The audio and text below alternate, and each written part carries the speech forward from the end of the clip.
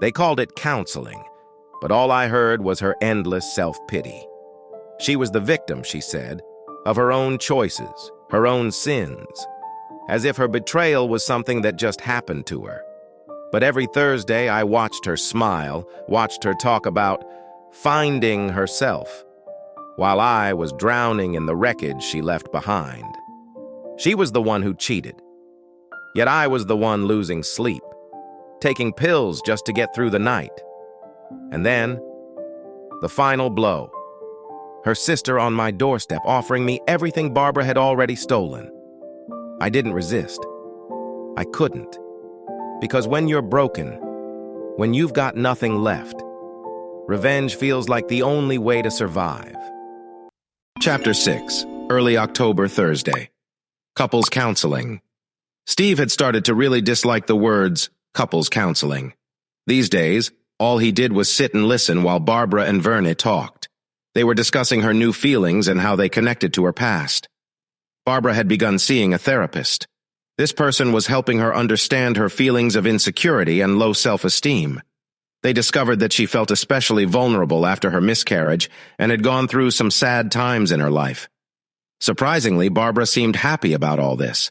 To Steve, it looked like she was enjoying finding out more about herself. When they met outside Mr. Houston's office, she paid close attention to everything Steve said. She joined in the talks and smiled at him more than she had in a long time. This made Steve uncomfortable. It felt like it was too late for all this. "You know," Steve said, interrupting while Barbara talked again about her self-image and how it affected her choices.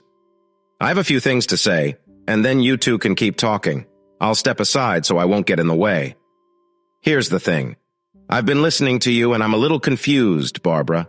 Everything you've said lately makes it sound like you see yourself as a victim. That's not how I see it. I don't know if these feelings were really there before. They sure didn't seem to be before your actions changed our marriage. All I know is you come in here looking bright and ready every Thursday night. You seem almost happy, and it looks like it has to do with your choices outside our marriage. I'm having a hard time finding peace.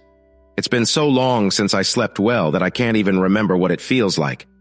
But you seem to wake up happy, eager to learn more about yourself. You're going through an important change, Barbara. You made choices that brought us here, but it seems like you're the one getting all the attention. Don't forget about me. I'm the one affected by your choices. I don't want to focus on sadness, but why am I the one dealing with the results while you're on this journey? It feels backwards. You made a choice, and I'm the one who is suffering. It doesn't feel fair." The conversation quickly changed to what could be done for him. What did he need emotionally? What had Barbara not provided for him before her choices? Steve sighed in frustration. He had hoped to end the same old talk. Now, instead of just listening, he had to speak up. Talk, talk, talk. That's all they did. Mr. Houston brought out the forms they had filled out when they first started counseling together. "In many ways, you two match well in your emotional needs," he said. "Steve, you even listed affection as your top need in your relationship. Most men put intimacy first. So I guess that part wasn't happening." Steve let out a loud sigh. "You guessed wrong," he quickly replied. "Poor Rafe and I have one thing in common. Neither of us is getting any love from my lovely wife," he said with a bitter tone. "I haven't felt close to my wife since the end of March, and it wasn't great before that," he added. "So, when did your connection start to feel wrong?" Houston asked. "Was it good? Maybe before the Christmas party you told me about last year?" "Yes," Barbara said. "No," Steve said at the same time. Barbara glanced at him in shock. The surprise quickly turned into anger. "For how long has it been not good for you, Steve?" Mr. Houston asked before Barbara could talk. Steve stared at his wife for a long moment, thinking about his answer. "Since a couple of months after our honeymoon," he finally said. Barbara gasped in disbelief. "What?" she asked, clearly upset. This disagreement led to another half hour of talking. In the end, Steve just went quiet. He was getting frustrated. When Mr. Houston called for a break, Steve walked out without saying anything to the counselor or Barbara. His phone rang just as he was getting into the truck, but he ignored it. Anger and sadness had become part of Steve's daily life. To fall asleep, he took a sleeping pill, and to wake up, he drank coffee a lot. His doctor had given him some medicine for sadness, but it made him feel nervous, so he stopped taking it. Besides Barbara's choices, two things bothered him the most. First, Barbara kept saying her hurt from leaving their home and facing her choices was equal to his deep pain from her betrayal. Second, everywhere he turned, someone told him he was overreacting. He was tired of people who didn't get how he felt and had given up trying to explain. It still annoyed him, though. The weekend had been tough. His brother John called, and they went to a sports bar to watch the UT game on Saturday.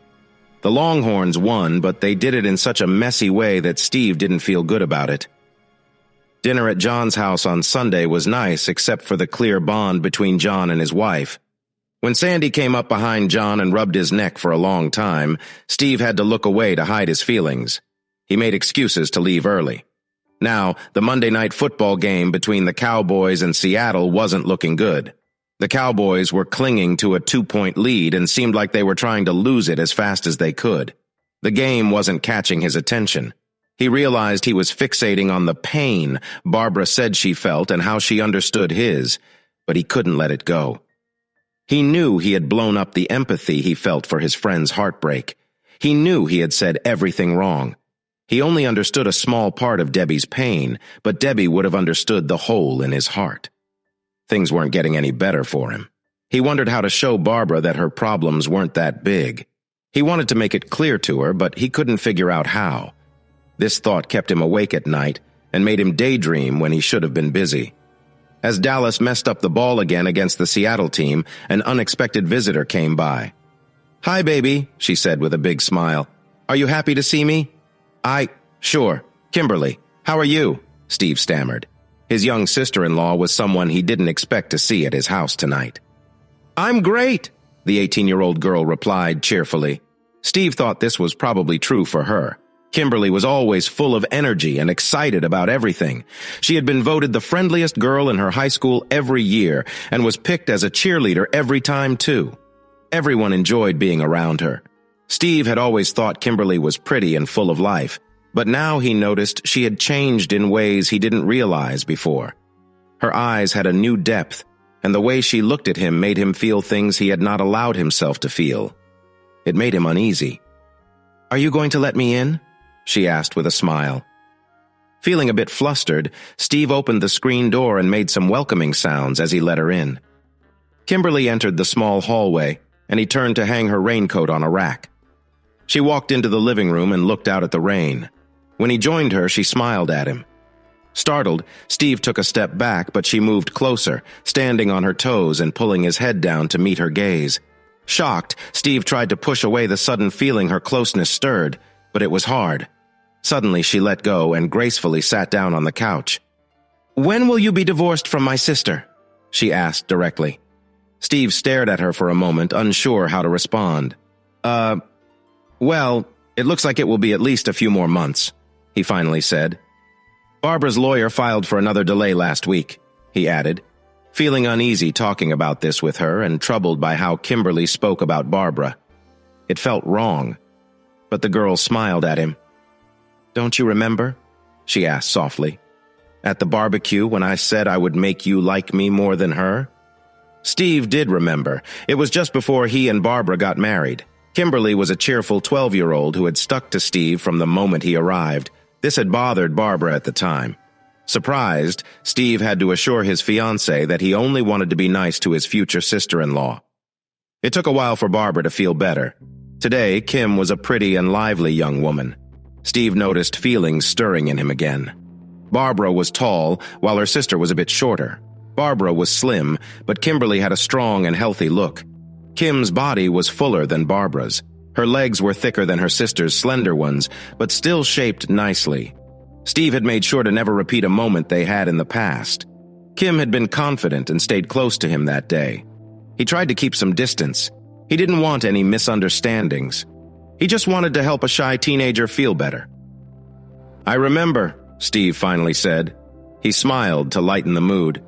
"You were that lively 12-year-old who loved to annoy the adults and catch the boys' attention." Kim stuck her tongue out at him and he laughed happily. He couldn't recall the last time he laughed so much. When Kim patted the couch beside her, he realized he had been standing and looking at her for a while.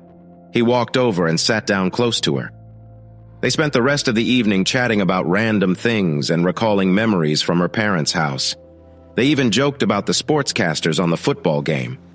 Kim said Steve knew more about football than they did. At one point, Kimberly took his hand and Steve didn't pull away. He enjoyed the moment, letting himself feel happy without worrying. It had been too long since he felt any happiness. When the football game was over, he thought about what to do next and began to lead Kimberly to the door. She was still quite young, just out of high school. He was 27 and going through a hard divorce with her sister. Kimberly seemed hesitant to leave. He could tell she wanted to stay, but he held back from letting the night go on longer. It just didn't seem right. He made her promise to call when she got home, worried about her driving in the heavy rain. When she did call, he kept it short, even though she could have talked for hours. Steve slept well that night and woke up with an appetite he thought he had lost for good. "Hi, how are you?" Elaine asked kindly. "Doing just fine, Elaine," Steve replied. "And you?" "I'm good," she said with a warm smile. The tall, slim woman with blonde hair sat down across from Steve at the table. "So, how are things with your husband?" Steve asked carefully. He and the wife of the man Barbara had been seeing met often to share news. Steve had stopped worrying about Rafe and Barbara, but Elaine was still anxious. She was trying to fix her marriage for the sake of her young daughter. He was surprised at how close they had become. They both made sure to keep things friendly and nothing more. Elaine had a lot to lose otherwise. "Pretty well," she said, looking at the menu. She hoped something interesting would catch her eye. "It's been about 2 months since he last tried to reach Barbara," Elaine said casually. "She hasn't contacted him either." "Are you sure?" Steve asked, sounding a bit doubtful. "Pretty much," Elaine replied confidently. "I can check his emails at home, and he shows me his phone every night. I also look at the online phone bill to make sure there aren't any strange numbers. I get home before he does and check the mailbox, so there's nothing coming in there either. I even got the IT guy at his work to agree to show me all his emails." She looked at Steve with a sparkle in her eye. "It's amazing what a $100 bill in an unmarked envelope can do for a person, right?" Steve laughed. "You are being very careful, aren't you?" he asked. "Absolutely," Elaine said firmly. "I don't trust him at all, and he has a lot to make up for. I told him that if I ever don't know where he is or who he's with, I'll serve him papers just like someone else did. I've got him scared I might leave, and for now, that's fine with me." Steve smiled, but he didn't feel happy. Elaine's words reminded him that her marriage might survive, but there was no hope for his. "How are things with you?" Elaine asked. "The New York cut, medium well, baked potato, no sour cream," she said to the waitress. She folded the menu and gave it to the young woman. The waitress looked at Steve, waiting for his order. I'll have the same, but make my steak medium rare, please," he said. The waitress smiled and quickly wrote down the order before walking away. "Nothing's changed," Steve replied to Elaine. "Barb's lawyer keeps putting up obstacles, asking for details about my income and pushing for meetings to divide our stuff, things like that. They're trying anything to slow things down," Steve said gloomily. "It frustrates me, but there's not much I can do. I think my lawyer's making a lot of money off me," he added with a bitter smile. Elaine laughed at the look on his face. "Yeah, I understand," she said kindly. "How is the marriage counseling going?" "Not good," Steve replied sharply. "Barb finally told the counselor she had an affair. You already know that. Now she's seeing a therapist, and I think they're just filling her head with nonsense. So far, there's nothing that explains why she keeps having these emotional and physical affairs." He took a sip of iced tea. "Other than that, everything is fine," he said, sounding bitter. He forced a little grin. Elaine reached out and touched his hand. "I know," she said understandingly. "I wish all of this had never happened, Steve." Steve shrugged. "That's life," he said.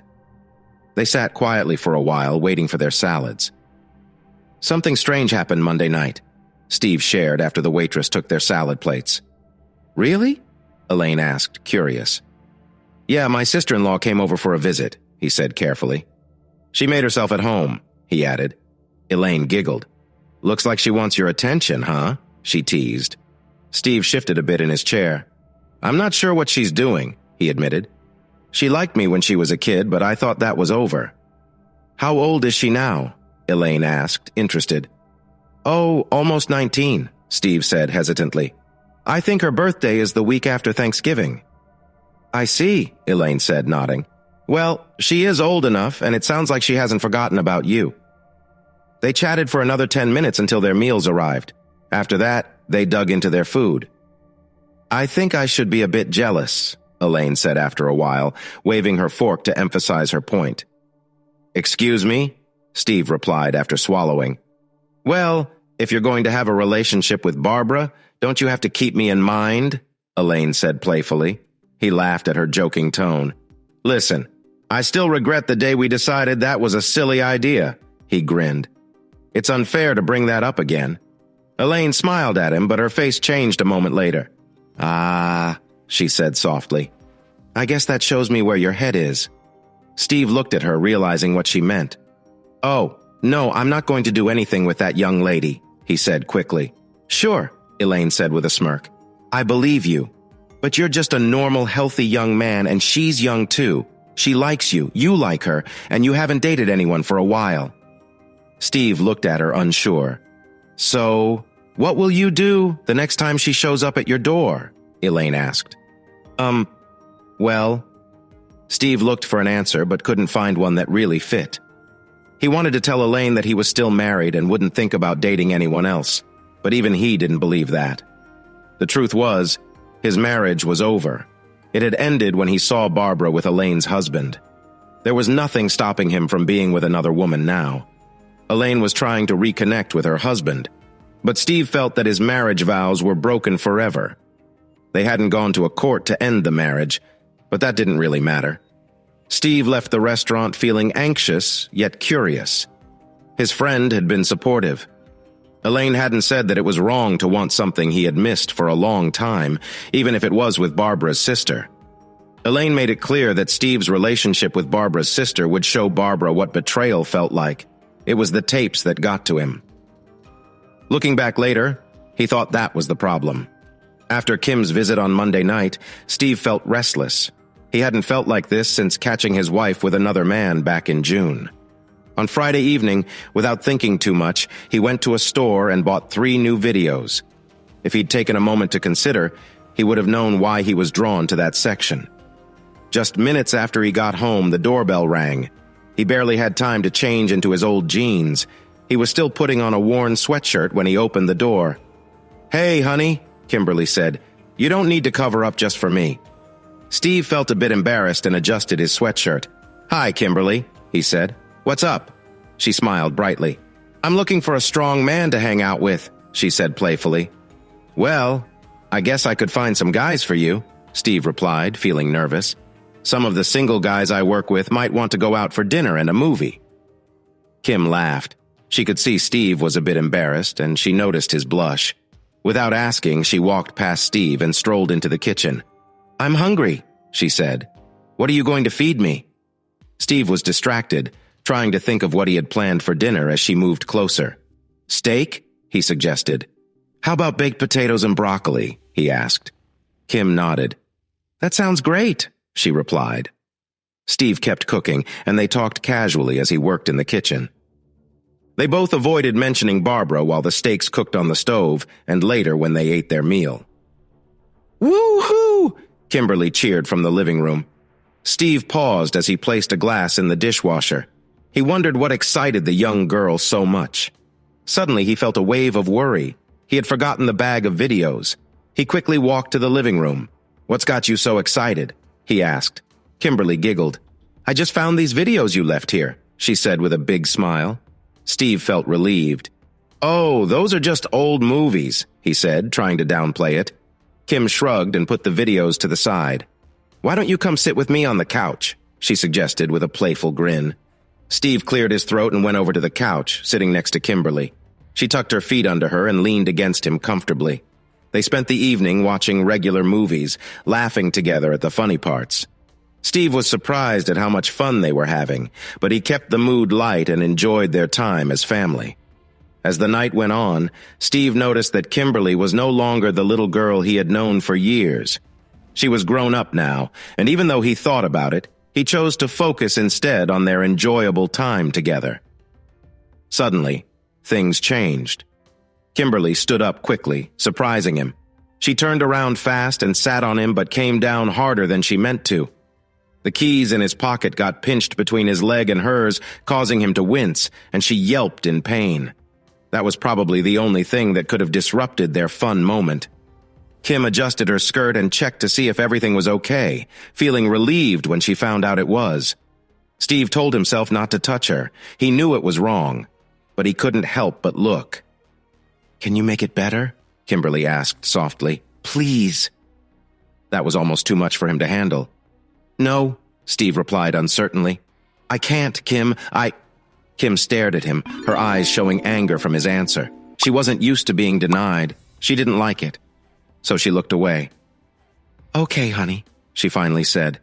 She adjusted her skirt and wrapped her arms around his neck again, and they shared a quick kiss. "Want to watch one of my movies tomorrow night?" Kim asked as she pulled back slightly. Yeah, sure," Steve said after a moment. He was still trying to process what had just happened with the young woman. Kimberly sat on his lap, moving a bit but not doing anything more. They said goodbye half an hour later. Steve felt empty and sad. He took a long shower before he could sleep. The first part was cold. He thought it would help him relax, but it didn't. His mind was busy with thoughts. Then he turned the water warm. He stopped trying to push his feelings away and took a moment to think. The last part of the shower was hot, and he cleaned himself well, finishing with a cold rinse to refresh. Chapter 7. Mid-October. Saturday mornings were slow for Steve lately. Without Barbara, there was no list of chores to do and no one to keep him busy. The college football games on TV didn't interest him much. He left one on in the background while he did a little cleaning. While he ate a grilled cheese sandwich and chips for lunch, he thought about things. He didn't understand why he had turned down Kim's offer the night before. Barbara no longer expected him to be faithful, and Kim was willing. He believed she knew what she was doing. So far, no one had been hurt. But he didn't know what he wanted. His life was becoming messy. Suddenly, the phone rang. The kitchen phone didn't show who was calling. Steve decided to pick it up anyway. "Steve, how are you today?" a voice said. "Hello, Barbara," he replied. He had thought it might be Kimberly or maybe his parents. "What do you need?" "I wanted to see if we could move next Thursday's counseling to Monday instead. I need to go to Omaha for a meeting and—" "No, I can't do that, Barb. We're hosting some congressional staffers from D.C. about a new federal building downtown. I can't miss it, and it will likely take all day. I'm also in charge of taking them to dinner that night," Steve explained. "Okay, Steve," she said calmly. She didn't sound angry. She paused, taking a deep breath. "Steve, have you thought more about—" "No," he said flatly. "I haven't." He didn't want to hear what she was going to ask. His answer was no. "Steve, I know. Mr. Houston explained things well to me, so I know what you're feeling," she continued. After a minute, she paused. "I would give anything to change all of this and make things right, but no, Barbara, you don't know what I'm feeling. Please stop saying that. It's not true and it never will be." Okay. I didn't want to make you upset," Barbara said quickly. I'll say goodbye then. Take care of yourself, okay?" Steve held back his anger. He took a deep breath and exhaled slowly. "All right, Barbara. Talk to you later." "Bye," she said, and they both hung up nearly at the same time. He stayed angry for a long time after the call. Being told he was overreacting and hearing Barbara say she understood his pain drove him crazy. Once the anger faded, he sank into a sadness deeper than he had ever felt before. Kimberly returned just before sunset. He heard her car pull into the driveway and open the door as she walked up onto the porch, carrying a big plastic bag from the supermarket. She jumped into his arms. "Did you miss me?" she asked. "Huh?" Steve joked. "Why would I miss you, young lady?" She pretended to be upset, but a playful moment made them both smile. Steve quickly stepped back to pull her in and shut the door. He didn't want any of his neighbors watching him too closely. Kimberly's cheerful greeting was catching. His earlier sadness faded, even though the memory of it lingered in his mind. "Where did you go last night?" Steve asked. "Did you go to your parents' house?" "Nope," she said. "Mom and Dad don't even know I'm here." There was something in her voice that puzzled Steve, but he didn't have time to think about it. "I went back to my dorm room in Austin," Kim explained later while they ate barbecued chicken and potato salad. "You like watching movies, right?" Steve nodded, even though he wasn't really into watching movies. Still, he played along. "Well, I brought some movies for us to watch tonight," she said with a smile. She climbed onto his lap. After a moment, Steve gently pushed her back to catch his breath. When Kimberly jumped up and pulled him to his feet, he didn't resist. He let her lead him to the living room where she settled on the sofa. "Let's watch one of the movies I brought," she said excitedly. Steve agreed, and Kimberly quickly picked a movie from the bag. She walked over to the entertainment center, put the tape into the VCR, and then hurried back to sit next to him. As the movie started, Steve realized it wasn't something he was really interested in.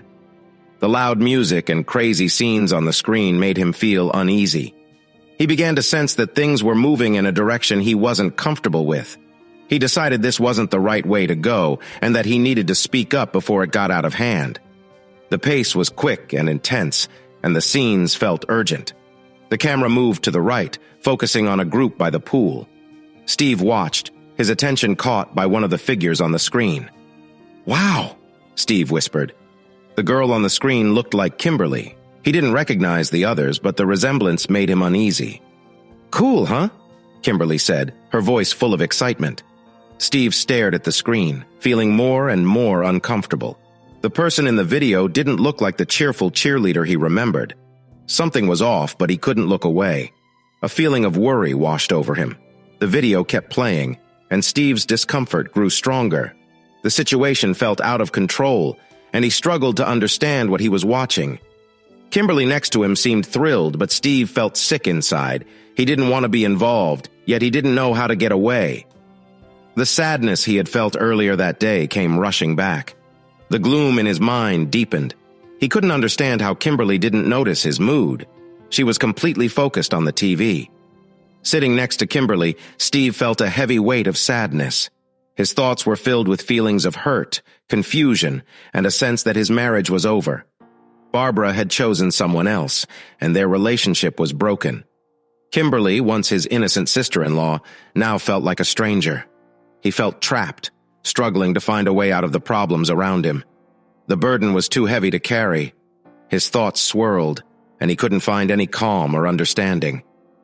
Suddenly, Kimberly stood up, breaking into his thoughts. She seemed determined, her actions quick and sure. She pulled him to his feet, moving fast. Steve followed her, feeling distant from everything, like he was watching from far away. They sat back down on the couch, Kimberly beside him. She picked up the remote and turned the TV back on, her eyes glued to the screen. Steve stayed quiet, his head full of chaos.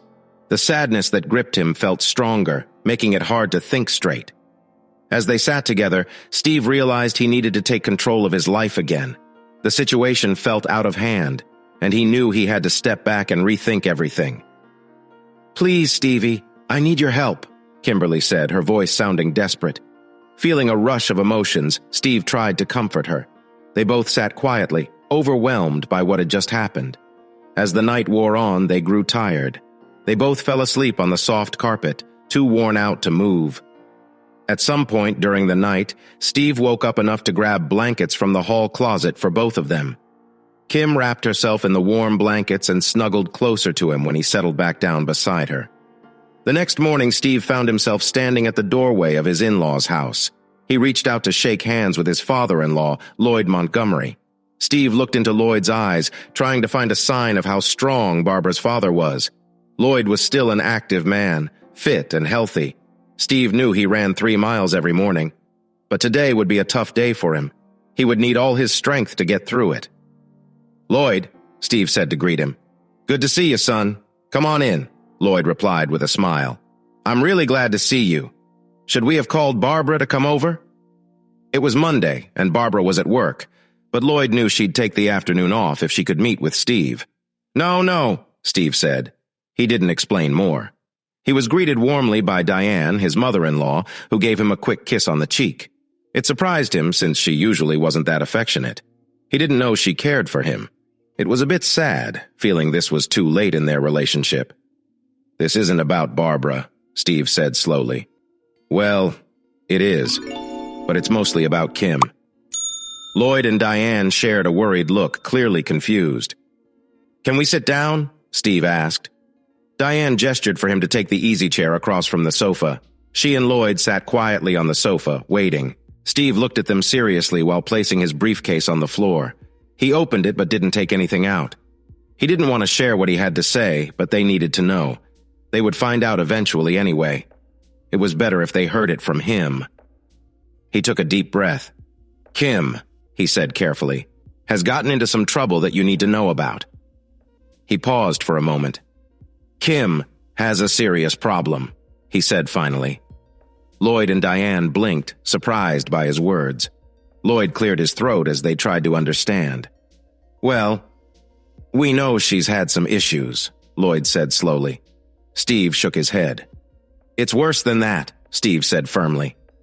Concern filled Lloyd and Diane's faces. Diane reached out to hold her husband's hand tightly. "I haven't seen any signs of a problem," Lloyd said carefully. "Are you sure, Steve? Are you sure you haven't misunderstood anything? This is really serious. We need to be careful." Steve felt a mix of frustration and determination. He had heard this cautious tone for months, especially after Barbara's actions. Without saying anything, Steve took out a video cassette case from his briefcase. He got up and walked to the TV, putting the tape in the VCR. He turned on the TV, took the remote, and went back to his seat. He looked at his in-laws as he pressed play. Lloyd and Diane stared at him, their eyes focused on his face instead of the screen. When the loud sounds from the TV filled the room, their faces changed from confusion to shock. They quickly realized something very serious was happening. Steve paused the video and turned to look at them. "I showed you this because you need to see how serious this is," he said, his voice strong but full of feeling. Lloyd and Diane sat in silence, trying to understand what they had just seen. Steve could see how hard this was for them. He knew their talk would be hard, but very important. Steve knelt down, feeling the weight of the moment. The room felt thick with tension, and the truth about what he needed to say felt heavy. Then, he could finally hear Diane crying on the couch. He pointed the remote at the TV and VCR to turn them off. The room was quiet except for Diane's sobs. "Am I overreacting again, Lloyd?" Steve asked calmly, though his words showed his frustration and sadness. Lloyd looked up, his face filled with deep sadness. It was unclear if he had heard Steve's question. He couldn't reply, as tears ran down his face. Steve closed his eyes, wishing he had spoken differently. It was hard to see them both so crushed. His irritation with Lloyd's earlier comments faded away. "Lloyd? Diane?" Steve said softly. The couple was hugging now, sharing their sadness and trying to comfort each other. They took time before they looked back at Steve. "Lloyd, Diane," Steve started again. "I'm sorry, but you needed to know this is horrible for you, but there was no other way. You had to see that Kimberly is facing serious problems." He paused, watching as Lloyd tried to calm himself. "Son," Lloyd said with a rough voice, "I'm sorry, you were right. My girl has a serious issue, and I don't know how it got this bad." He couldn't say more, but they all understood what he meant. Steve took out 9 other videos from his bag and placed them on the floor next to the couch. Lloyd and Diane looked at them with worry. "As far as I know," Steve said, standing up, "these are the only videos Kim is part of. They won't be easy to watch, and some are very upsetting. I don't know what all of them show, but you needed to see this for yourselves." He waited, feeling the questions in the air, but neither Lloyd nor Diane said anything. They were too deep in their sadness. Steve shook his head and walked toward the door. "Please, get some help for her, okay?" He said this as he walked away quickly. After a moment, Lloyd stood up and hurried after Steve. Steve turned around on the porch to look at the older man. Lloyd looked like he had aged 10 years in just 20 minutes. He held the screen door open and reached out his hand to Steve. "I know this seems strange," Lloyd said. "I wish you hadn't found those videos, but thanks for telling us. We couldn't help her until we knew." Steve shook his head. "No, don't thank me," he replied. His voice was rough and he couldn't meet Lloyd's eyes. "Lloyd, you didn't ask, but Kimberly left those videos at my house after we watched them together." Lloyd's face changed, fear spreading across it. "Listen, Lloyd," Steve said carefully. "Kim has been with me the last 2 weekends. She let you think she was in Austin, but she was with me." Lloyd shook his head, not wanting to believe what he was hearing. Steve quickly walked to his truck, got in, and drove away without looking back. Chapter 8. Late October, Thursday.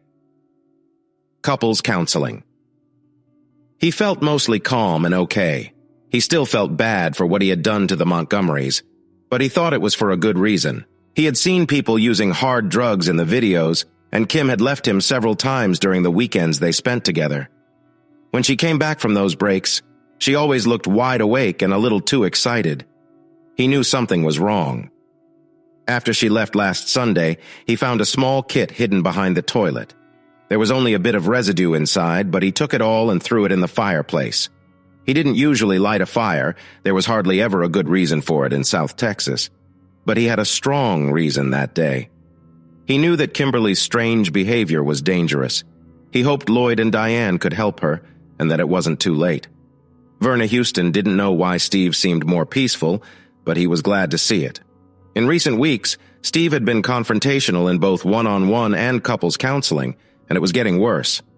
Honestly, Verna was close to giving up on them. No counseling method he knew or that his colleagues suggested seemed to work. When Steve stepped out to sit with Mr. Houston's secretary for a moment and update the billing, Verna noticed him closely. Suddenly, he felt uneasy. He wasn't a psychologist, but he had been doing this for a long time. A troubled person who suddenly becomes calm, and one who starts fixing their loose ends. Those could be warning signs. Verna licked his dry lips. He needed to find out more. Steve sat back down in the chair before Mr. Houston's desk. He had sat in that chair many times on Wednesday afternoons and Thursday evenings. He looked around, taking in every detail of the room. This might be the last time he had to come here. He liked the idea. Steve leaned back in his chair, resting his legs and putting his right ankle over his left knee. A small grin appeared on his face.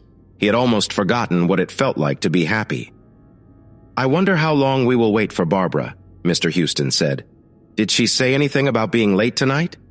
It was already 10 minutes past the usual start time. Steve shook his head. "No, I haven't talked to her in a long time," Steve replied. "But I really don't think she will come tonight," he added, not caring too much. "I think she believes the marriage is over now. She's finally realizing the truth," he said with a small smile. He stretched out his legs and rested his hands on his stomach. Both men jumped when they heard a loud noise from the outer office. Steve sat up straight in his chair. A door had opened suddenly, letting in loud voices before it closed again. There was a short pause, and then the inner door swung open. Barbara walked in and quickly closed the door behind her. Without looking around, she headed to her usual chair and sat down firmly. Steve watched her enter and take a seat. He was surprised to see her there. In fact, he thought she wouldn't show up at all. He stared at her in disbelief and slowly leaned back in his chair. "Sorry I'm late," Barbara said softly. "I called for a taxi, but it didn't come on time." What happened to your car?" Steve asked, his voice heavy with surprise. It was a question he hadn't meant to ask. "Nothing," Barbara replied. "I just thought it would be better to take a cab tonight." Steve shook his head, confused. She shouldn't be here. She should be so upset about everything that she wouldn't want to be in the same room with him. It didn't feel right for her to be speaking with him. "What are you doing here?" he asked. "Why aren't you at home with my parents and sister?" Barbara finished for him. She looked at him for the first time. Her face was calm when he hoped for anger. "Yeah," Steve replied. "Why are you here?" "Where else would I be?" Barbara answered cheerfully. "I belong with my husband, don't you think? I belong with the man I married. For better or for worse, right?" Steve looked away and sank back into the chair. "None of the other things you said that day seemed to matter to you," he muttered. His heart was not in it, though. This was not going as he had expected. He was surprised when Barbara nodded. "I made mistakes," she said, agreeing with him. "But you have reacted to that, haven't you?" she added calmly. Now we can work things out and get back to being husband and wife, right? Steve didn't know what to say. He really couldn't find the words. After spending weekends with his wife's sister, he expected her to be very upset with him, not softly talking about fixing things. He had thought the trouble was over, but his wife was right. Their pain was the same now, if she felt any pain at all. She did feel it. He could see it clearly. She was trying to hide her feelings, but the hurt was in her eyes and in the way her mouth turned down. A polite cough from the counselor reminded Steve and Barbara they were not alone.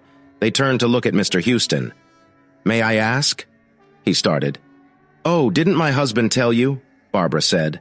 "Steve has been with my little sister for the last few weekends," she said plainly. Steve flinched. It sounded bad when Barbara said it. Mr. Houston sat up straight, looking concerned. "How old is your sister?" he asked Barbara. "She turns 19 next Friday," Barbara replied. 19 years old, she added, emphasizing it. Mr. Houston fought hard not to show his anger toward Steve. "Mr. Curtis," he said seriously, "this is not helpful. We talked about revenge. We agreed that acting out of anger is never the answer. I don't understand this at all." "She wanted to be with me," Steve said softly, trying to defend himself. "I didn't go after her." "That doesn't change things, Mr. Curtis," Mr. Houston countered. "You are an adult and you know it is wrong to get involved with someone so young and impressionable." "Actually," Barbara cut in, "if you're saying innocent, that doesn't matter with what Steve did with my sister." Mr. Houston blinked, unsure how to respond to that. "Kimberly has issues with substance use," Barbara continued calmly, "and she has been with many people over the last 4 years that she can remember." Mr. Houston stared at Barbara in shock. Even after almost 30 years of family counseling, he was lost for words. "And Steve is correct too," Barbara added. "She told me she has had feelings for him since she was 14 and that she felt the time was right now." Steve looked at his wife, surprised.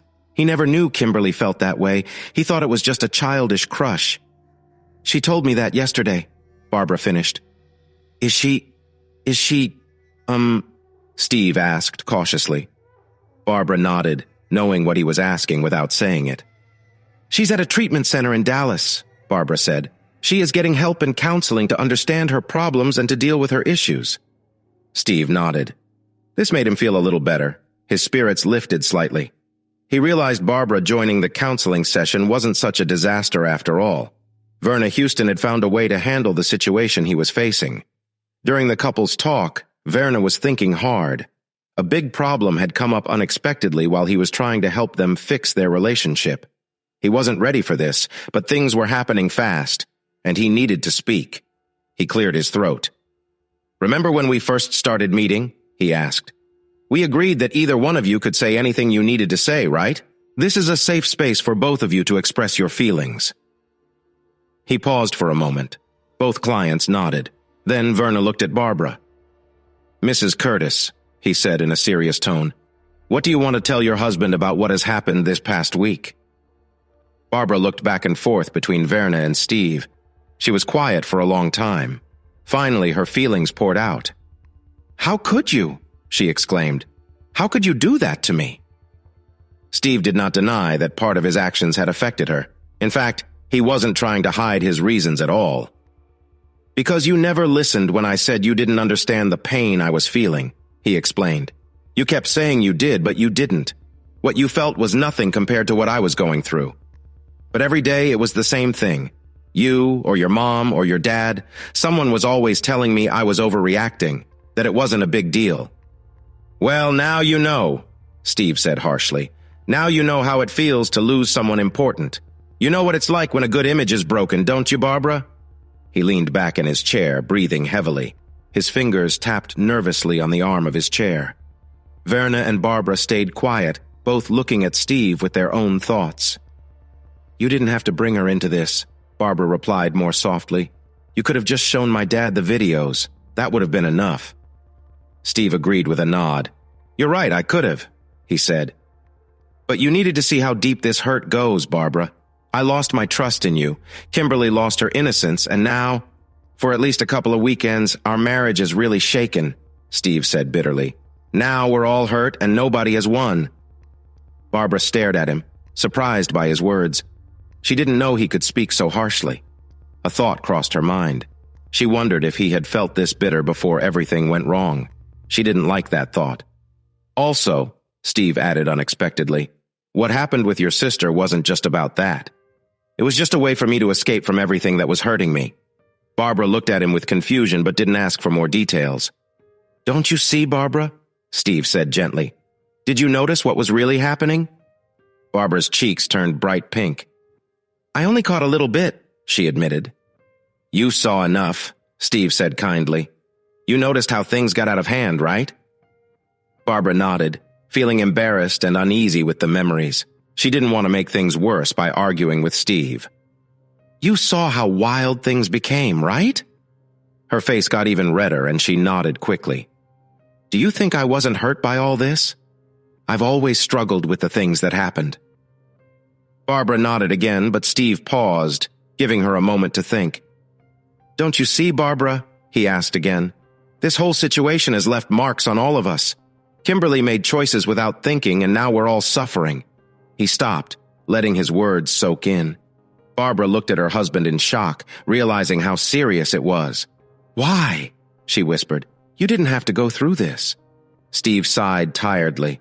Because I was worn out from the pain, Barbara. Because you wouldn't let me find a way to feel better. The hurt was always right there. If it helps at all, I don't feel the same way anymore. I regret everything. I'm ashamed of it. But back then, I was so caught in my sadness that I couldn't see a way out.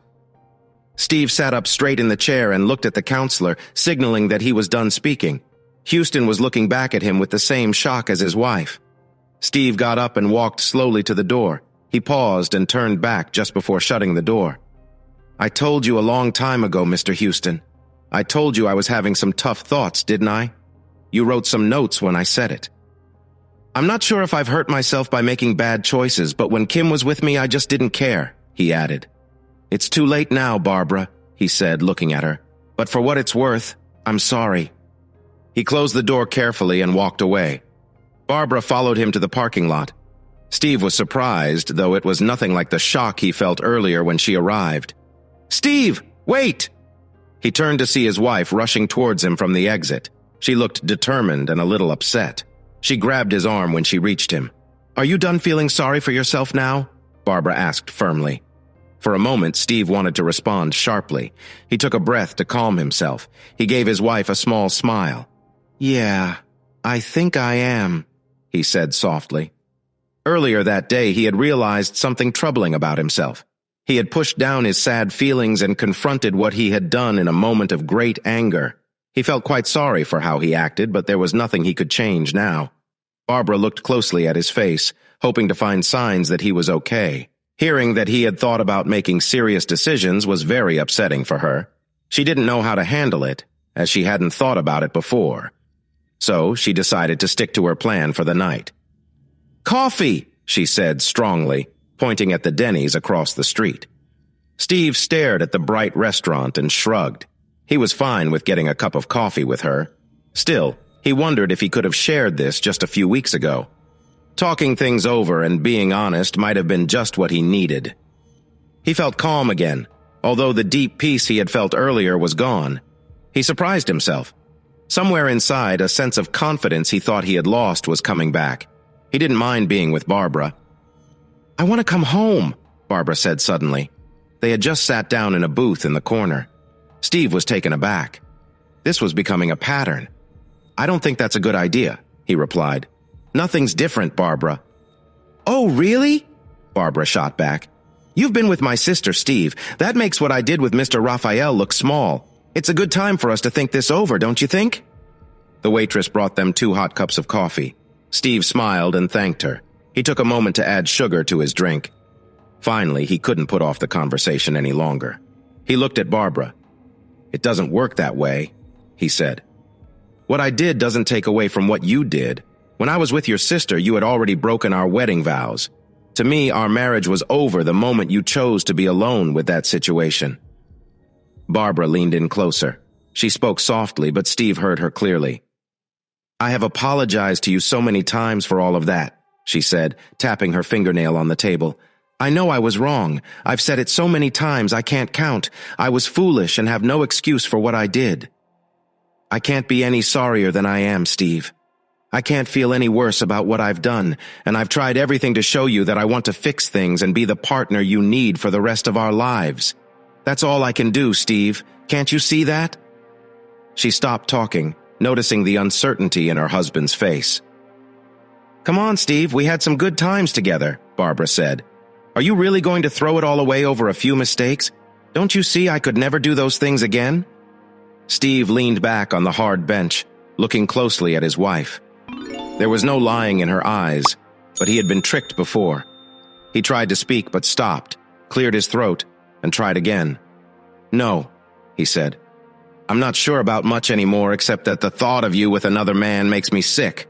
And I don't just mean that, Barbara. It was pretty boring for me. I also mean the nights when you seemed far away, lost in your thoughts. I mean all the things you did for someone else when we could have been enjoying them together. Barbara's eyes filled with tears. She bent down to grab her purse from the floor. She pulled out a tissue and gently wiped her eyes. I know, she said softly. I was silly. I loved spending those moments with you, and I miss them so much. But you've pulled away from me in the last few months. It was you who made it hard for us to enjoy those smiles and touches. But I don't care if we are equal now, Steve. I just want those good times back. All you have to do is give me a chance. Steve watched as she put the tissue away, then set her purse on the seat beside her. Oh, I don't know, Barbara, She interrupted him. What do you have to lose? Barbara asked quietly. Steve frowned at her, feeling confused once again. He took a sip of coffee, but it was still too hot, and he burned his tongue. He quickly set the cup down, spilling some on the table. He grabbed a napkin to clean it up. Well? Barbara asked after he was done. She had watched him without moving. Steve sighed to himself. What is a man supposed to do in moments like this? Everything was happening too quickly. His mind was spinning. Earlier, he had thought about ending things with Barbara. Sure, she would be angry with him, and that would let her go. Now, an hour later, Barbara was asking him to forget what happened and everything he did last week, at least to let her come back. His mind told him she had a point, but his instincts whispered that she was just playing with him. He felt lost. This wasn't how it was supposed to be. Barbara shouldn't want... He had to admit it. She was right. Given everything, he felt like he had nothing left to lose. What would it matter now? Besides, he had already sent her away once. He could do it again. Nothing important would change. Okay, he said slowly. Barbara stayed quiet for a moment, then let out a breath she had been holding. She smiled, a little nervous. She looked around the restaurant, surprised by Steve's agreement to her plan. I'm hungry, she said. Steve blinked. He hadn't expected anything that happened tonight. But I could eat, he replied, agreeing with her. After they had their late dinner, they talked for a bit, trying to keep the conversation light. Even with everything that had happened in the last week, they found themselves enjoying the small talk. It was getting late, and they both had work in the morning. Do you want me to call a cab for you? Steve asked when they were outside. The night was nice, not too cold. Barbara looked at him. I said I wanted to come home, she said. You said yes. You mean... He stopped himself. He had been outsmarted all night, so why would this be any different? The evening had started so well, too. What about your clothes? He asked as they got close to his truck. Don't you need to... Barbara pointed to the passenger seat. Steve looked over. On the bench seat were 2 big suitcases. He sighed and unlocked the door. Pretty sure of yourself, aren't you? He grumbled. Lifting the heavy bags over the high sides of the truck bed was tough. No, Barbara said sweetly, but my noni was sure you would help. Steve gave her a surprised look, almost dropping the second bag. He managed to place it in the truck bed and turned away without speaking. He stopped halfway to the passenger door. Hey! Oh! He realized the answer to his own question before he asked it. You never took my key, Barbara said.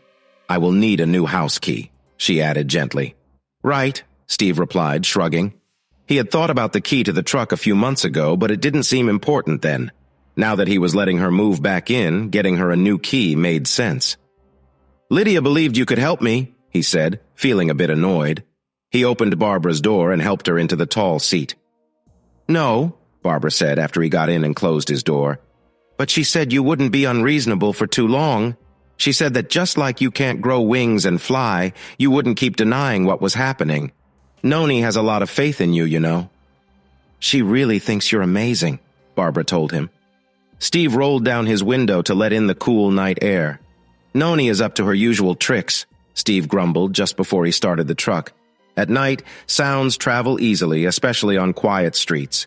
The old woman sitting in the dark car heard him. "I'm not playing tricks," Lydia said gently as the truck sped off down the road. "I'm trying to help you both.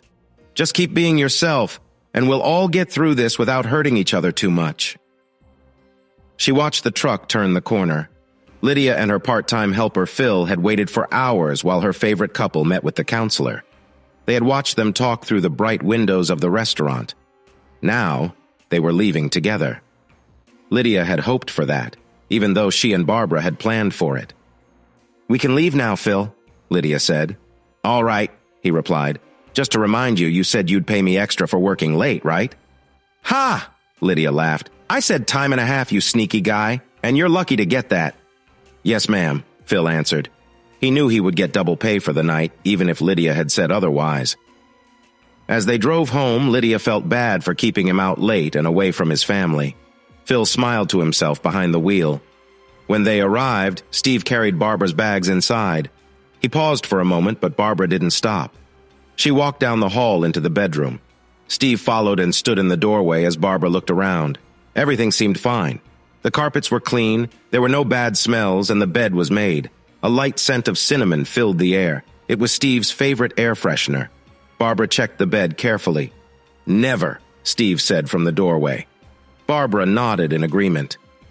"If you want to sleep on the couch, I can make it into a bed," Steve offered. "Don't even think about it," Barbara replied. She turned to face him with her hands on her hips. "You once told me you hadn't done anything to make me sleep on the couch," she reminded him. "Well, I haven't done anything wrong either. I'm sleeping in my bed tonight. Is that okay with you?" she asked firmly. "Did Noni tell you to say that too?" he inquired. "Nope," she replied proudly. "That was all me." "Okay," Steve said with a small smile. "It's your choice," he replied. "But we're not going to—" Barbara interrupted with a sniff. "You can bet on that," she assured him. Steve nodded. "Looks like we agree on something," he said softly. He stepped out the door and went to the kitchen to grab a Coke. His throat felt dry and he wanted something to do while Barbara put her clothes away. Barbara had been cold and distant, or sometimes even angry, for months before Steve found her with Raphael Porter in the park. He had gotten used to not seeing her when they were apart. The anger made it easier to handle her absence. He was surprised when Barbara showed up on the night he thought his marriage was really over. He had felt like everything was settled and he could move on. He thought that revealing Kimberly's problems would be the final thing that ended their relationship. When Barbara got angry for just a moment and then moved on, he was confused. Sure, he had left the session right then, but still. Then she found him, invited him for coffee, and gave her reasons why he should let her come home. He hadn't expected to argue against it. He kept thinking about how he ended up in this situation. Now that Barbara was back, he thought things would go back to the cold way they had been last year. But instead, Barbara was kind and friendly when they were together. She called him at work just to check in and took over cooking, often making his favorite dishes. He tried to keep some distance even though she was living in the same house, but that didn't last long. He found himself drawn in by her cheerful chats and warm smiles. Barbara respected his space and backed off when he felt uncomfortable. Yet she still carefully tested those boundaries from time to time, stepping back happily when he pushed back. He let down some of his walls over time, noticing it happen but not stopping it. Steve still kept her at a distance in some ways. There were limits he didn't want to cross. He made it clear that he wasn't ready to move forward in that way. He was unsure about when or how that might change. Thursday. Couples counseling. He had never really thought these two would get so far. There was a session when he thought they had both agreed to end their relationship. Then, that same evening, Barbara moved back in with Steve, and he agreed. This showed him that people could surprise you. In his view, the science of psychology couldn't truly explain how people's minds worked. The only thing a counselor could really do was help people focus on a goal. "Steve," Verna Houston said, "you've made great progress letting go of your anger towards Barbara. It's clear you have worked very hard, and I know Barbara sees that too." He turned to Steve's wife. "Barbara, you've also made big steps in finding more certainty in your life. You have recognized the issues in your relationship, and that takes a lot of strength. I'm sure Steve has noticed these changes." There, that was good, Verna thought. It was right from the counselor's playbook. The guide said to start new talks with something good about each person. It was often hard to find anything positive, especially with this couple, but it felt easier lately. "Let's talk about forgiveness," he said softly. He noticed Steve tense up at the mention of the topic. "What does forgiveness mean for you, Barbara?" Verna asked. "To me, it means acceptance," she said right away, looking at her husband. "I've been thinking about this a lot," she continued. "It means recognizing when someone has done something wrong, but it also means understanding that the person feels bad about it and wants to change so it doesn't happen again." "Steve?" Verna turned to Barbara's husband. "Well," Steve said slowly, "I haven't really thought much about forgiveness or what it means. What Barb said makes some sense, but I just don't get how someone can ignore what happened and accept it." "No," Barbara said quickly before Verna could speak. "I didn't mean to accept the wrong action itself. That would not be right either. What I meant was that it's about understanding that the person did something wrong, but is still basically a good person who made a poor choice. It's important to see how bad that person feels about it and how committed they are to make sure it doesn't happen again." "Does that make sense to you, Steve?" Verna asked. Steve looked around at Mr. Houston, looking concerned. "Well, if I'm keeping track of all the persons and someones and stuff..." He paused, staring off with a distant look. It took a moment for him to tune back into the session. "Oh, I'm sorry," Steve said. "Yes, I get it, but what about the idea of never doing it again? How can, a person really know if someone can't ever..." Steve looked at his wife, then quickly looked back at their counselor. "Is it okay if I talk about us instead of..." "Sure," Barbara and Verna said together. "Thanks," Steve replied flatly. He paused for a moment. "To me, I wonder how I can ever be sure Barb won't do something like this again. I don't know if I can ever trust her again." "Trust?" Verna asked. "Do you think trust is necessary for forgiveness, Steve?" Steve looked unsure at the counselor. "I think so," he said slowly. "But I'm open to other ideas," he added. "Barbara?" Verna asked. "No, I think they are two different things," she said, taking her time. She glanced at her husband. When she spoke, it was to the counselor, not to Steve. "Steve might forgive me. He might accept that I'm a good person who did something bad, like I said, and that I'll feel sorry for it forever, but, he might never trust me again," she said quietly. Her eyes were worried. Her hands were tightly clasped while she waited for Steve to say something. Steve looked back at her, his face troubled. "Well, He stopped, struggling to find the right words. "All I know is I want back the woman I married," he said at last. There was silence for a moment in the small room. Barbara shifted nervously in her chair. Houston nodded, encouraging Steve to go on. "Exactly," he agreed. "Building trust takes time. You both need to be open and honest with each other. It's about understanding what has happened and working together to move forward." Barbara leaned in, her face serious. "I want to be someone you can trust, Steve. I know I have a lot to show, but I want to try hard. I want us to be stronger than we were before." Steve shifted in his seat, thinking about her words. "I appreciate that you want to work on this, but it will take more than just words. I need to see it in action. We both do." Mr. Houston chimed in. "That's a good point. Actions speak louder than words. You both will need to show you are serious about this. Trust is built over time through steady actions." Barbara nodded with thought. "I understand. I'm ready to be patient and show you how much I care." Steve watched her for a moment, feeling a mix of hope and doubt. "I want to believe that, Barbara. It's just, it will take time for me to feel that way again." "That's fair," she replied gently. "Let's take it one step at a time." Verna smiled at the couple, happy with their willingness to talk and work on their relationship. That's the way to go. Together you can face this challenge and come out even stronger. The conversation went on, focusing on their feelings, hopes, and the steps they could take to rebuild their bond. Houston smiled at Steve like a proud teacher who had just heard an important answer from a sharp student. "What did he say about love?" Lydia asked her granddaughter the next day. "What did who say about love?" Barbara replied, looking puzzled. "You mentioned that the counselor said trust and love grow when a man and a woman are together for a while," Lydia explained patiently. "And Steve thought he could learn to trust you over time, right? So, what did Steve say about loving you?" Barbara sniffled and looked at her grandmother. "That's close enough, I guess. Well, Steve didn't say anything about it," she admitted. "Maybe he just didn't hear Mr. Houston," she added carefully.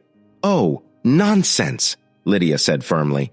"No, dear, your husband likes it when others undervalue him. He doesn't want people to see how smart he is, but he wouldn't have missed something important like that. You know that." She tapped her fingernail against her teeth. "But," she said thoughtfully, "he didn't rule it out either, did he?" She paused for a long time. "Yeah, I think that's a good sign, Barbie girl. If he disagreed with what Mr. Houston said, he would have told you and Houston both, probably quite strongly if I know that boy." Lydia smiled. "So, since he didn't, let's say the glass is half full instead of half empty." She thought a bit more, still smiling. "Okay," she said quickly. "So what do we do to fill that glass up, sweetie?" Barbara looked confused. Lydia gently patted Barbara's cheek. "We got over a big hurdle, dear. You're back home with him, and like Mr. Houston said, that's very, very important. We just need to try a little harder, and this man will be in love with you again soon. So, what will you do to make that happen?" "Hey, big guy," she said into her cell phone. "Hi, Barb. What's up?" Steve answered, leaning back in his office chair and smiling without meaning to. He was starting to enjoy hearing from his wife once or twice a day. "I was thinking if you don't have plans, maybe you'd like to go to Ramon's for dinner tonight," Barbara said cheerfully. There was a brief pause from Steve. "Are you asking, is this a date?" Steve asked. "You bet it is," Barbara replied happily. She waited. "Ramon sounds great," Steve said. "Do I get to drive or will you pick me up?" he joked. Barbara heard the fun in his voice. "You better drive," she laughed. "I've been dreaming about one of those big margaritas they have." Steve laughed with her. "Sounds good. I'll be home about 6, okay?" "Great. I'll make the reservations for 7:30 then," Barbara replied. Her heart was so happy. "See you later, Barb," Steve said. "Talk to you soon." "Bye, dear," Barb said. For a moment she felt unsure if she had done too much, but then she heard the quiet sound of Steve hanging up. She felt let down, but also hopeful. He did not say he loved her back, but he also did not stop her from calling him dear. They were getting closer. She was determined to make her husband fall in love with her again, and this was just one more step on that journey. Tonight was going to be wonderful. Noni had promised her it would be. Chapter 9. Late January. He had been unwell since the start of the year. At first, he caught a bad flu that made him weak and kept him in bed for 4 days. It should have taken longer, but he wouldn't rest that long. Then he got a stomach bug that everyone said was going around. Even though he still went to work, he was clearly not feeling good. Now he just seemed to have no energy. He was always tired and often came home from work worn out. Oddly, he was finding it hard to sleep. Barbara was really worried about her husband. Just when things were looking better between them, he seemed to be getting worse. She thought she might know why. When Steve got home, Barbara wasn't there. He had expected it. She told him that morning she was going to see her grandmother and would be back around 10 p.m. As she usually did, she offered to call him from her grandmother's phone during her visit, so he would know she was okay. Steve turned her down like he always did. He didn't want to treat her like a child who needs checking on, he thought. On his way home, he had a couple of drinks, something he had almost stopped doing during the long time apart from his wife. His brother John called and wanted to meet up. John said they didn't hang out enough. What he really wanted was an update on how things were going with Barbara, and Steve knew it. That was fine. After months of counseling, he felt more open than ever before. He was happy to share with his brother. He was tired, starting to feel the effects of the drinks, and hungry by the time he got home. He tossed his briefcase on the couch and made sure it didn't fall to the floor. There were some reports inside he needed to go over with Barb, but that could wait. In the kitchen, he made himself a couple of sandwiches, grabbed some chips, and was quickly eating when the phone on the wall rang. He hadn't been ready for it and choked a bit. A couple of potato chips went the wrong way. When he answered, his voice was hoarse and rough. "Hello?" he wheezed. "Honey, what's wrong?" Barbara asked worriedly. She listened as her husband coughed heavily. He covered the phone with his hand, but she could still hear him cough. "I'm just eating some chips and a sandwich," Steve said, his voice sounding weak. He cleared his throat, coughed again, and tried to speak. "Ah," he said, drawing out the sound. "There. I think I'm better now," he said, his voice a bit stronger but still rough. "Are you okay?" Barbara asked. "Yeah, the phone surprised me when it rang," Steve explained. "I choked on a chip. They talked for a few minutes, and then Barbara handed the phone to Lydia. Even though Steve never asked, Barbara felt better if he knew where she was. When Lydia hung up, Steve finished his sandwich, took a shower, and went to bed. When Barbara got home, she was still worried, but Steve was asleep. The drinks had made him tired, and he barely noticed when she climbed into bed next to him. She touched his shoulder gently as she listened to his breathing. It sounded a bit rough, and she thought he might be wheezing a little. She looked at him. He had lost about 10 pounds since the start of the year. It had to be something serious, but he kept telling her not to worry. He was back on South Padre Island. They were on their honeymoon. Barbara and Steve had sneaked away behind some sand dunes, sitting on a beach blanket and enjoying their time together. Steve woke up slowly, lingering in that moment between sleep and being awake. He didn't want to leave it. It was such a nice dream. Barbara was next to him, looking happy and cozy against him. She felt close to him, thankful for their time together. She needed to finish what she was doing before he fully woke up and stopped her. Steve started to work with her, moving together in a steady rhythm. It had been so long. He could hardly hold back more. When Barbara responded, he felt a wave of happiness. Suddenly, a strong feeling rushed over him. He leaned into their connection, feeling a deep bond. "Ah!" he shouted. It inspired Barbara to feel that same rush. "Steve!" she called out. They moved together, lost in a moment of closeness. Barbara felt tired and lay on top of him. They stayed like that for a while, breathing hard and enjoying their warmth. Eventually, Barbara rolled off him and lay beside him, staring at the dark ceiling. Steve chuckled softly, feeling truly alive for the first time in months. He had missed this closeness and realized how important it was to him. "What was that all about?" he asked gently. Barbara didn't answer right away. "I don't want you to die and leave me alone," Barbara said, her voice shaking. Steve was confused by her words for a moment. He turned to his side and gently touched her.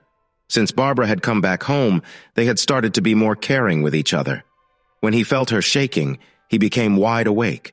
He leaned on his elbow, knowing her well enough to sense she was upset even in the dark. "Barbara, what's wrong?" he asked softly. After a moment, she answered. "I don't want you to die," she whispered. "I can't imagine living without you." Hearing this made Steve's heart drop. He didn't know what to say. "Steve?" Barbara asked quietly. "What is it, honey?" He was distracted, trying to figure out how to share what he had heard earlier. "Can you hold me? I'm so afraid," she pleaded. Steve moved closer and pulled her into his arms, making sure they were pressed together.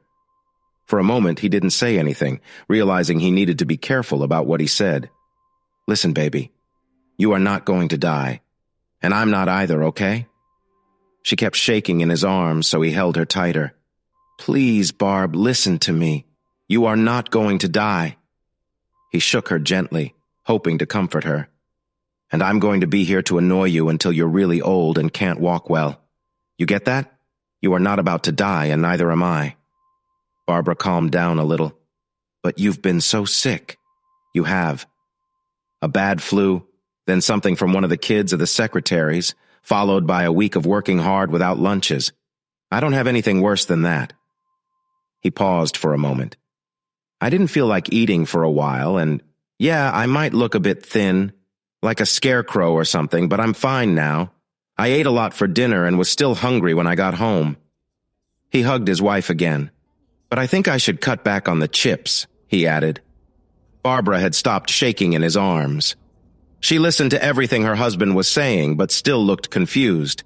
The bed shook as Steve got up, untangling himself from the sheets. "I'll be right back," he told her. Steve hurried out of the room. Barbara heard him turn on a lamp in the living room. There were 2 loud snaps, a rustling sound, and then something thumped shut. A moment later, he was back beside her on the bed, turning on the lamp by the bed. The light was bright, and Barbara blinked until her eyes adjusted. She propped herself up on her elbows. "I meant to tell you this tonight, Barbara," Steve said as he waved a paper in front of her. "But tonight is when you always visit your grandmother." "Honey," he said seriously, "I'm not HIV positive. It's been more than 3 months since I was exposed, and there are no signs of any antibodies. I just heard from Dr. McMillan this afternoon." He looked at Barbara, waiting for her reaction. "The doctor said that most of the time HIV shows up between 2 and 12 weeks after exposure, and I'm way past that. There are a few rare cases where it might not appear until 6 months, but the doctor isn't worried about that. He said my chances of testing positive now are like being hit by a meteor. Do you get it, honey? I don't have AIDS, and you can't get it from me." Barbara leaned back on the pillow and stared at the ceiling for a moment. "You couldn't have told me earlier?" she said, her voice sharp. "I was asleep," Steve replied quickly. "I didn't know it was so urgent," he added kindly. It was clear to her he was right. "And the medicine I got to make me not react to penicillin has helped with all the other STDs. I'm completely clean now. Oh, and the county health department reached out to all of Kim's partners, and they're all HIV negative too. All of them have been tested well past the 6 months after being with someone outside their little group. They've had some problems among themselves, but nothing serious health-wise." He waited for Barbara to take this in. "We're not going to have serious problems?" she asked softly. "Not anytime soon," Steve promised her. "Oh, God," Barbara said. "You must think I'm so foolish," she said, covering her eyes with her arm. Steve sighed, happy to see her processing the news.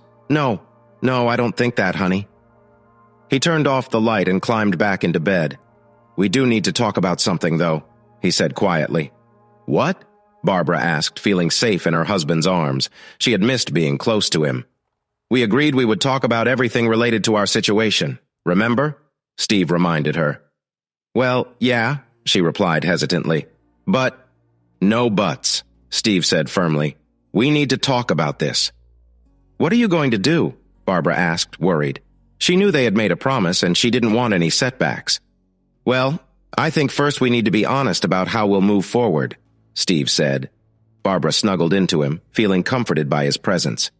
"I don't think we've really made any progress yet," she said quietly. "Ah," he replied. "Well, we've had some challenges, but we should work through them together." Barbara smiled, thankful for his willingness to talk. As the dawn light came in, the idea of closeness seemed more complicated than before. Even though he cared for Barbara, Steve still had many mixed feelings about her choices and didn't fully trust her anymore. He accepted her sorrow but wasn't sure how it would change their relationship. Most of all, he couldn't understand why she had acted the way she did. Thinking about it, he realized he had gone from feeling hopeless about their future to wanting to repair things. It was a heavy thought that filled him with worry. He felt like he was losing control of his own life again. "Let's talk about forgiveness again tonight," Verna Houston suggested, "after what you have both been through." Steve had hoped the talk would be different. All day he had thought about his actions and everything that happened. The more he thought about it, the less he understood Barbara's choices and his own feelings. "Barbara?" Houston prompted. Barbara stared at the counselor, unsure of what to say. "Well, like we talked about before," she said slowly, "it means accepting that good people can do bad things, and feeling really sorry, and stuff like that. Yes, we've mostly agreed on what it means. Do you agree, Steve?" Steve nodded. "But I still have some questions about forgiving someone," he reminded Mr. Houston. "Got it," the counselor replied quickly. "And we will get to those. But right now, I want to focus on just one thing, okay?" After a moment's thought, Steve nodded. "Barbara," Mr. Houston said, turning to her, "have you asked Steve for his forgiveness?" "She doesn't need to beg me for forgiveness," Steve said quickly. I didn't say beg, Werner responded just as fast. I said asked, Werner repeated. He looked kindly at Barbara. Have you? He asked gently. Barbara shook her head slowly. She nervously licked her lips, waiting for Mr. Houston to go on. He stayed quiet. Barbara looked at Steve and found him watching her closely. Steve, she whispered, I've been foolish. I've made mistakes, and I feel really bad about them. I don't know how to tell you how sorry I am. Yes, Steve replied softly. What? Barbara asked cautiously. Steve took a deep breath. He felt like he might be making a mistake. I forgive you for the mistakes, the pain you've caused, all the things you did, he said slowly, realizing he didn't want to list everything wrong she had done. I might not forget them soon, maybe never, but I see how sorry, how regretful you are, and I accept that. He almost said more, but changed his mind. Instead, he reached out and took his wife's hand in his, squeezing it gently. Werner Houston let the moment linger before moving on. Steve, he said quietly, have you asked Barbara to forgive you for the hurt you've caused her? Steve's grip tightened around his wife's fingers without him meaning to. Steve squinted as he looked at the counselor sitting at the big desk. Are you sorry for the pain, Steve? Werner asked gently. The room was quiet for a long time. Steve thought hard about the counselor's question. His eyes lost focus as he remembered what Mr. Houston had said. I'm sorry for hurting your image of your little sister, Barb, he said slowly. I think I had to do something.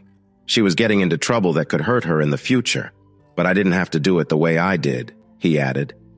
I wanted you to feel what it was like to have something good broken, but that was wrong. I should have found a better way to tell Mom and Dad what was going on. Steve was silent for a while. His face showed the struggle inside him. When Barbara opened her mouth to speak, he raised his hand to stop her. I also feel sorry for how I acted toward you, Barbara, he said softly. I wanted you to feel the same loss I felt, but I shouldn't have done it. He finally looked at her. I never thought we would talk again. I think what I did pushed you away for good. And maybe it was a way to end everything, he said. I'm not sure if I wanted that or if I just didn't care anymore. I was so sad that I stopped caring. Steve took a deep breath and let it out slowly. I know my actions were wrong, he said. Even if I thought our marriage was over, I had no right to do that, and I wish I hadn't. He struggled to find the right words. I forgive you for everything, Barbara said calmly. I thought you knew, she added. I forgave you before our first counseling session after I found out. I understood you were having a tough time. I saw it the night I moved back home. It's not something I hold on to anymore. Steve looked at her in surprise. They had never talked about his actions before. You never wondered why? Barbara asked. Well, yeah, Steve said. But for a long time, I didn't care much about why you seemed okay with it. It actually frustrated me that you didn't seem angry so we could just get the divorce done. He gazed into her eyes. I don't think that way anymore, he said. I was foolish too, Barbara. I reacted to what you did, but it was silly to think I could get back at you. It's all in the past now, Barbara said firmly. She paused for a moment. Steve looked at her. He got what she was saying and felt her good intention. He looked away. Someday. I hope I can feel the same way, he said. Barbara nodded and offered a small smile to hide her disappointment. She had hopes, but she didn't want to mess up the progress she thought she had made with her husband over the past few days. She knew she shouldn't push him to go faster than he felt ready for. I think you've got your man back, dear, Lydia said with a smile.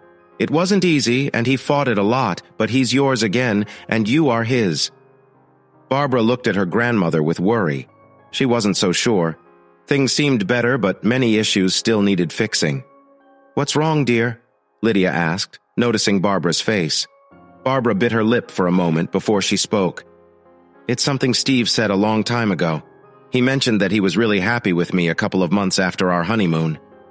She turned to her grandma with concern. Why would he say that, Nonny? Well, it's just a guess, Barbie, but maybe that's how he really felt, Lydia suggested gently. Nonny, Barbara said with a frown. That's not kind. Lydia laughed softly. Sometimes, honey, relationships have good days and bad days. They can be tricky, Lydia explained. Barbara looked at her grandmother, unsure. Noni had said they could talk about anything, but this topic felt a bit uncomfortable. She didn't know what to say next. "When you and Steve connected again, how was it?" Lydia asked, trying to help Barbara. "It was lovely," Barbara answered right away. "He was so caring and sweet. I felt amazing in that moment." "So he showed you affection during that time?" Lydia asked, encouraging her. Barbara nodded. "He showed his love in special ways?" Barbara's cheeks turned a bit red. She had never talked about these things with her mother, let alone her grandmother. "Uh-huh," Barbara replied quietly. "And he paid attention to you, making sure you felt good?" Barbara could just nod in reply. "And the mood was nice because you two were together?" Barbara nodded again, hesitantly. "Like when you often share those moments together?" Barbara looked at her grandmother for a long time before she nodded slowly. Noni seemed happy with this talk. Lydia got up and walked to the window to look outside for a moment. Barbara thought her grandmother was considering everything she had shared, the things Barbara thought she would never talk about with anyone else. "So," Lydia said suddenly, turning around, "when was the last time you and Steve had a moment alone together?" Barbara gasped. "Noni!" she said, shocked by her grandmother's question. Lydia chuckled with delight. Half the fun of getting older was surprising young people. "Well?" Lydia asked, not backing down. "A long time," Barbara said quietly. "Since your honeymoon?" Lydia challenged. "Almost," Barbara replied, her voice barely above a whisper. The red on her neck was creeping up, even though she was trying hard to hide it. Lydia laughed. "Is it too personal?" she asked. Barbara shook her head. "Steve just doesn't seem to make the first move anymore," she said firmly. "Sweetheart," Lydia said softly, "that's probably because he thinks you aren't very open, so why does he need to ask you for love anyway? Why don't you just take the first step?" Barbara's face turned bright red. "When was the last time you showed him love in a special way?" Lydia asked. "What about sharing a moment in the shower or something more romantic?" Barbara felt overwhelmed. She could only shake her head at her grandmother's questions. When her grandmother stopped talking, Barbara looked down, feeling the weight of the questions. "Am I really that closed off?" she asked shyly. "It's not like I wouldn't show my feelings." Lydia smiled kindly. "Sweetheart, if you don't show your feelings openly, he might have given up hoping you feel the same and stopped trying." "But I care, Noni," Barbara protested. "Shouldn't there be a balance? Doesn't he—" Her grandmother shook her head gently. "I blame your mother for this," Lydia murmured. "If only she had relaxed before turning 40. Well, never mind. We can work on it if you want. We can talk about the difference between showing love, being close, and just having fun," Lydia said. Barbara nodded eagerly. "I do want to, Noni, I really do. Ever since I came back home, I wanted to feel closer to him. We've only had a few moments since I moved back. If he'd only— The other day at work, I thought about him and wanted to text him to meet up, and—" Barbara stopped, her face burning red. Lydia laughed. "Then it's not too late," she reassured her granddaughter. "You just need a little help. A little spark, maybe?" Where to start?"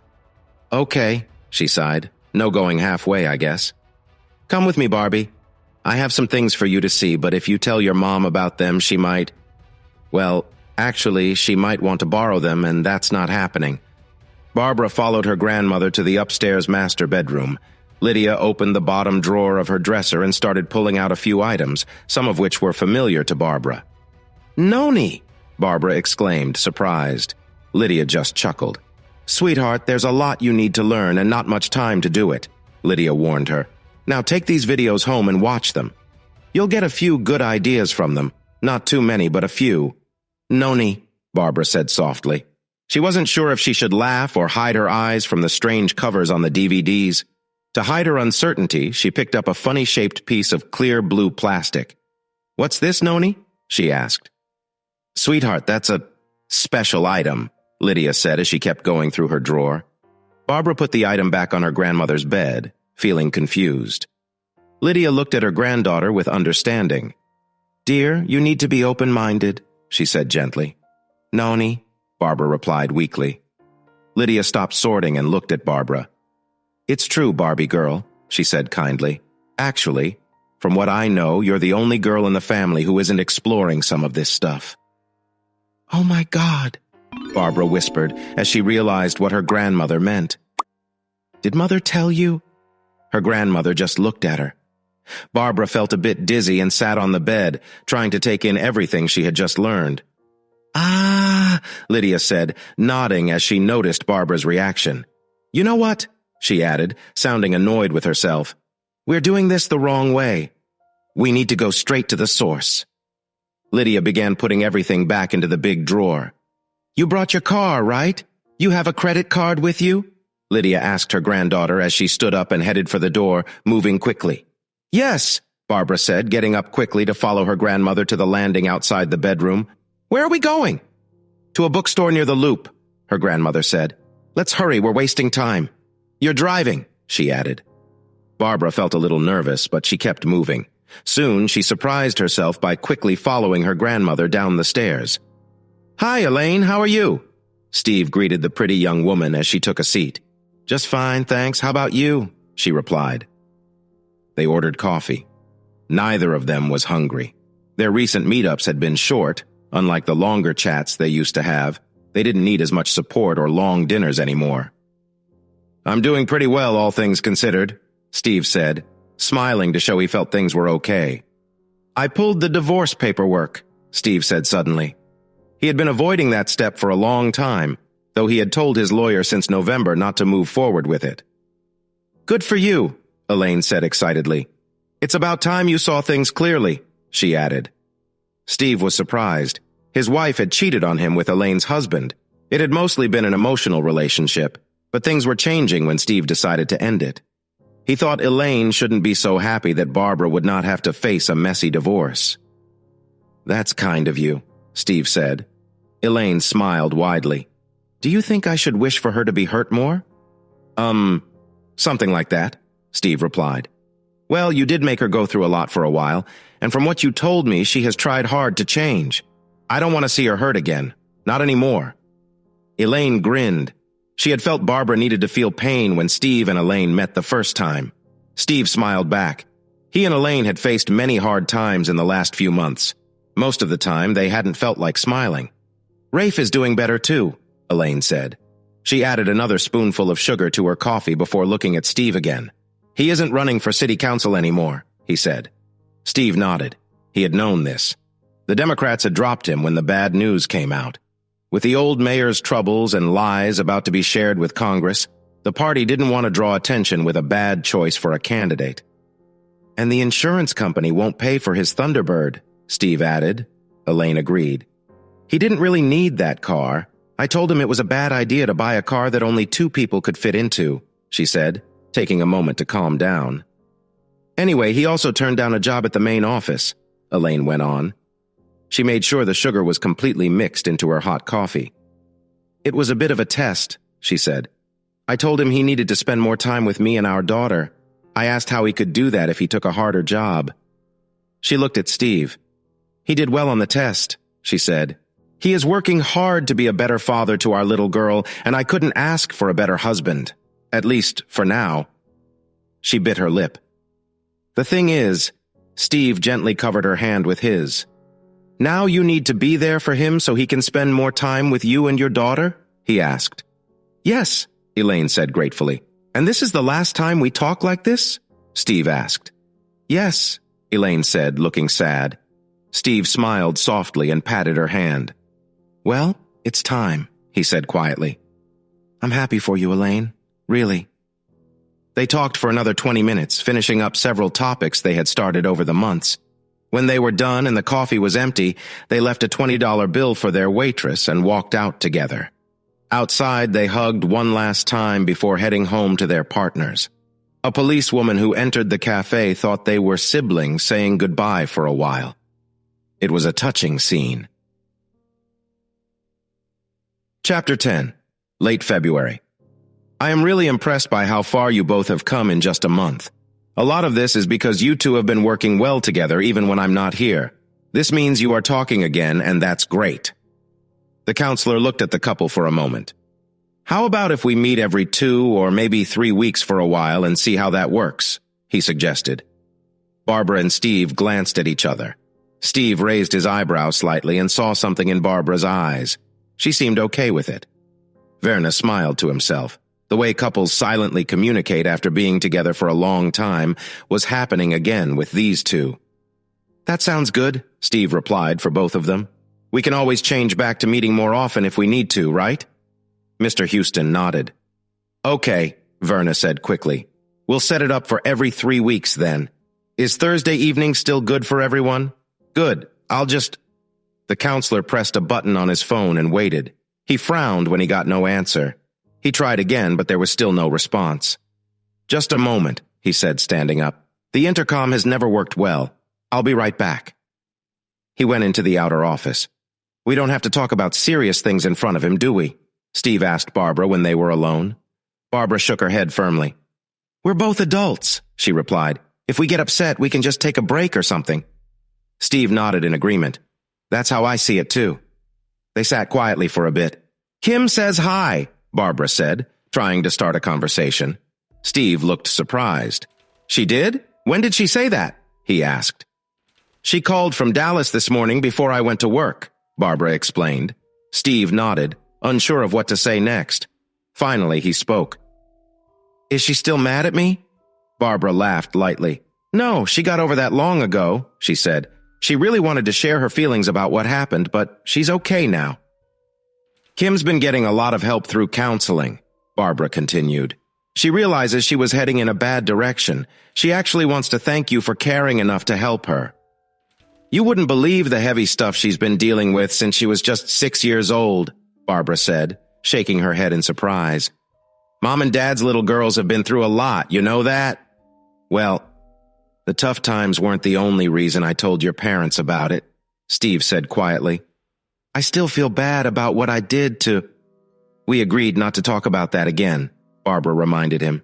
"Yeah," Steve sighed, "but sometimes I feel really guilty about how I treated her, and about how I talked to your parents." Barbara gently patted his hand. "Sweetheart, they've all forgiven you. You know that," she said. "I know," Steve replied quietly. "But sometimes I wish they would just share their feelings with me," he muttered. "The way your mom and dad acted when we visited at Christmas. I wouldn't have blamed your dad if he got upset." After Noni had a long chat with them and explained that Kim was going through a tough time, they tried to be more understanding than usual, Barbara said. Noni convinced Dad to hire that investigator to make sure Kim's problems got fixed, you know. They never found any more videos after that first guy you said you saw gave his copy back. Nothing else showed up online either, so it seems like that will all be forgotten. "Yeah, your Noni has done a lot to help with this," Steve said after a moment. He didn't really want to talk about Kim's videos. "You've been spending a lot of time with her these past few weeks, haven't you?" he asked casually. "Yep," Barbara replied. There was a bit of nervousness in her voice. "She's good for me, don't you think?" Steve nodded. "Noni really likes you," Barbara said. Steve smiled. He liked Barbara's grandmother, too. "Okay," Werner said as he came back in the room. "Shelia set it up for you to come here every third Thursday for the next 2 months, and then we will see how things are going, okay?" "Sounds good," Steve answered, looking at Barbara. She nodded. "Great," the counselor said, smiling at them. "So, what do you want to talk about tonight?" he asked. "Do you have any questions that are still on your mind?"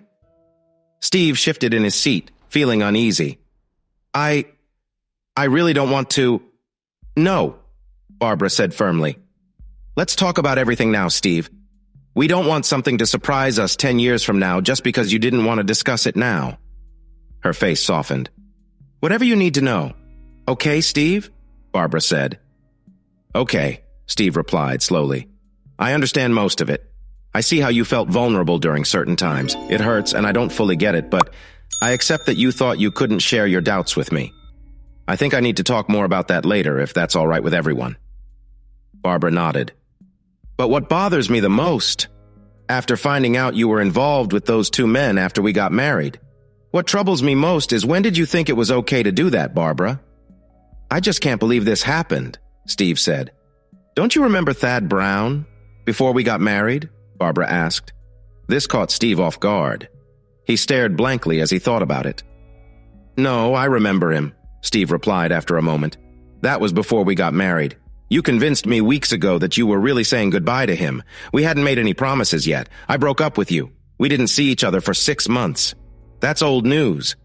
I don't think about Thad Brown like I do with Jimmy Roberts and Raphael Porter." "I just used him to list my problems, you could say," he added. Barbara nodded firmly. "Thank you," she said. She exhaled and gave a small smile to her husband. "I thought he wasn't still an issue. I knew it was Jimmy and Rafe who were still on your mind," she continued, pausing to collect her thoughts. "First, I never meant to be with anyone else. I didn't want that. It's still tough for me to talk about it. I knew it was wrong, but I didn't think about what it would cost me. I didn't think about the consequences. I was only focused on getting emotional support for whatever was bothering me at that time. It troubles me every time I remember how I didn't realize you were there for me." She took Steve's hand in hers, feeling comfortable doing so now. Steve didn't pull back.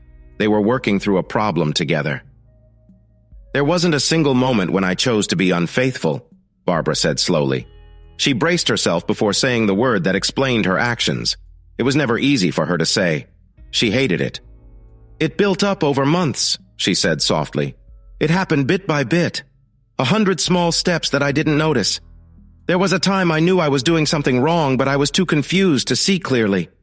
I'd been lost for about a year, and I let things go downhill, especially after my miscarriage.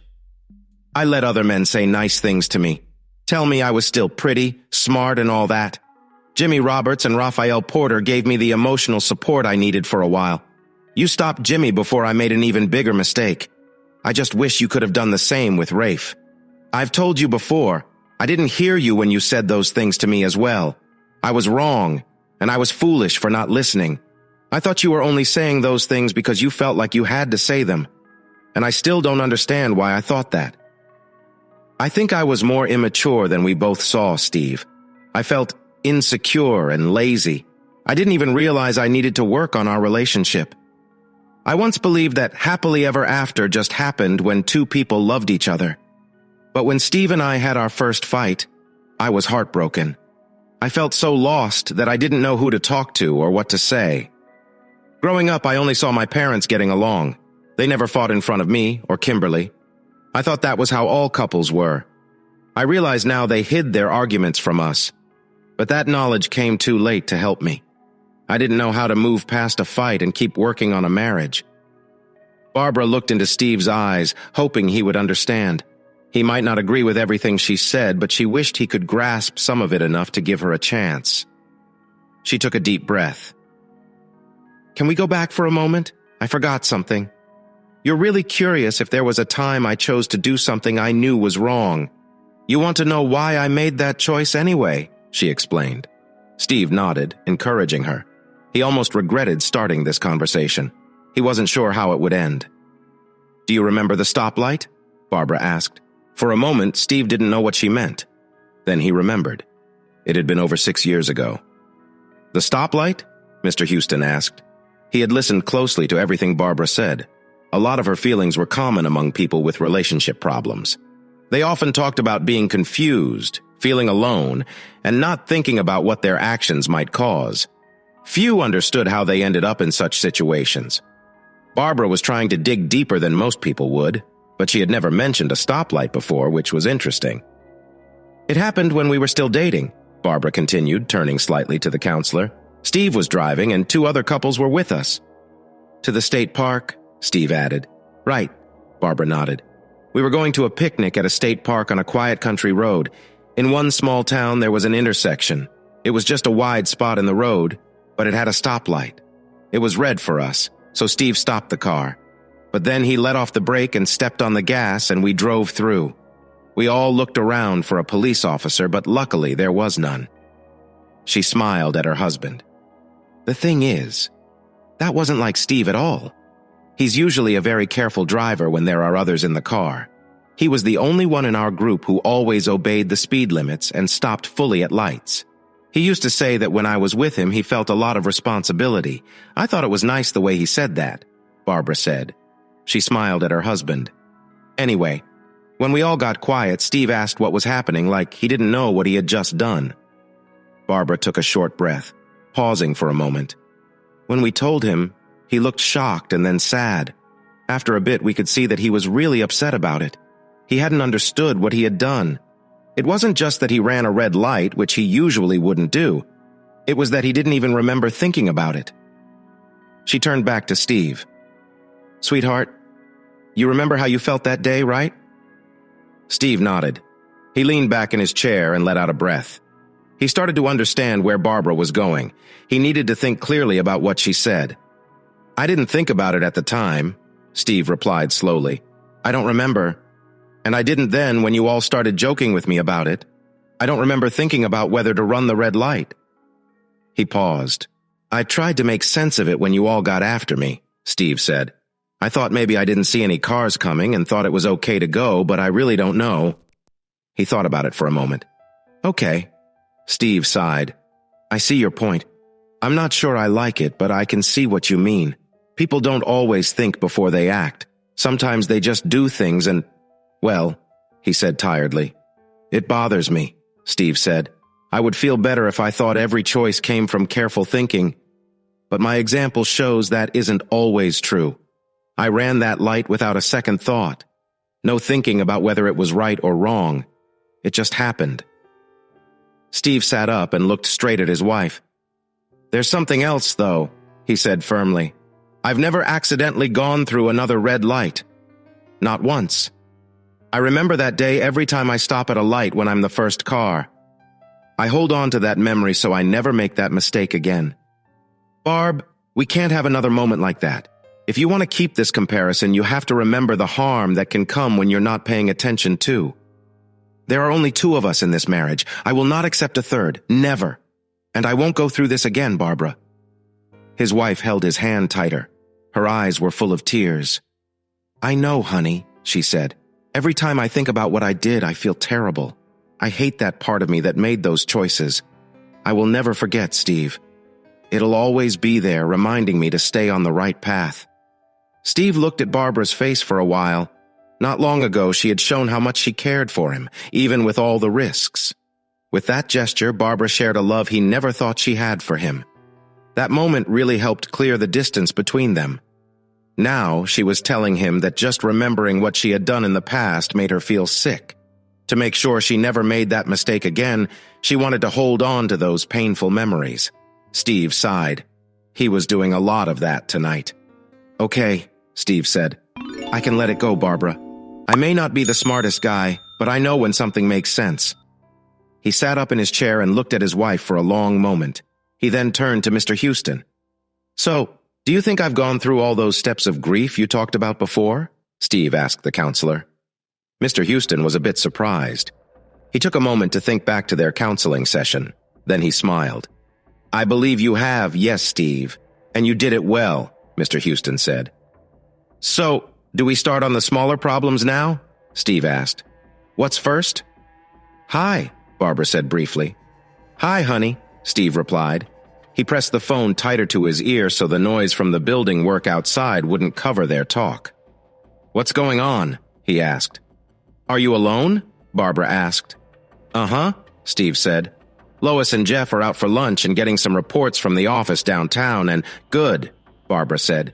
"Is the door locked?" "What?" Steve asked, confused by the odd question. No, it's not locked, honey. Why do you ask?"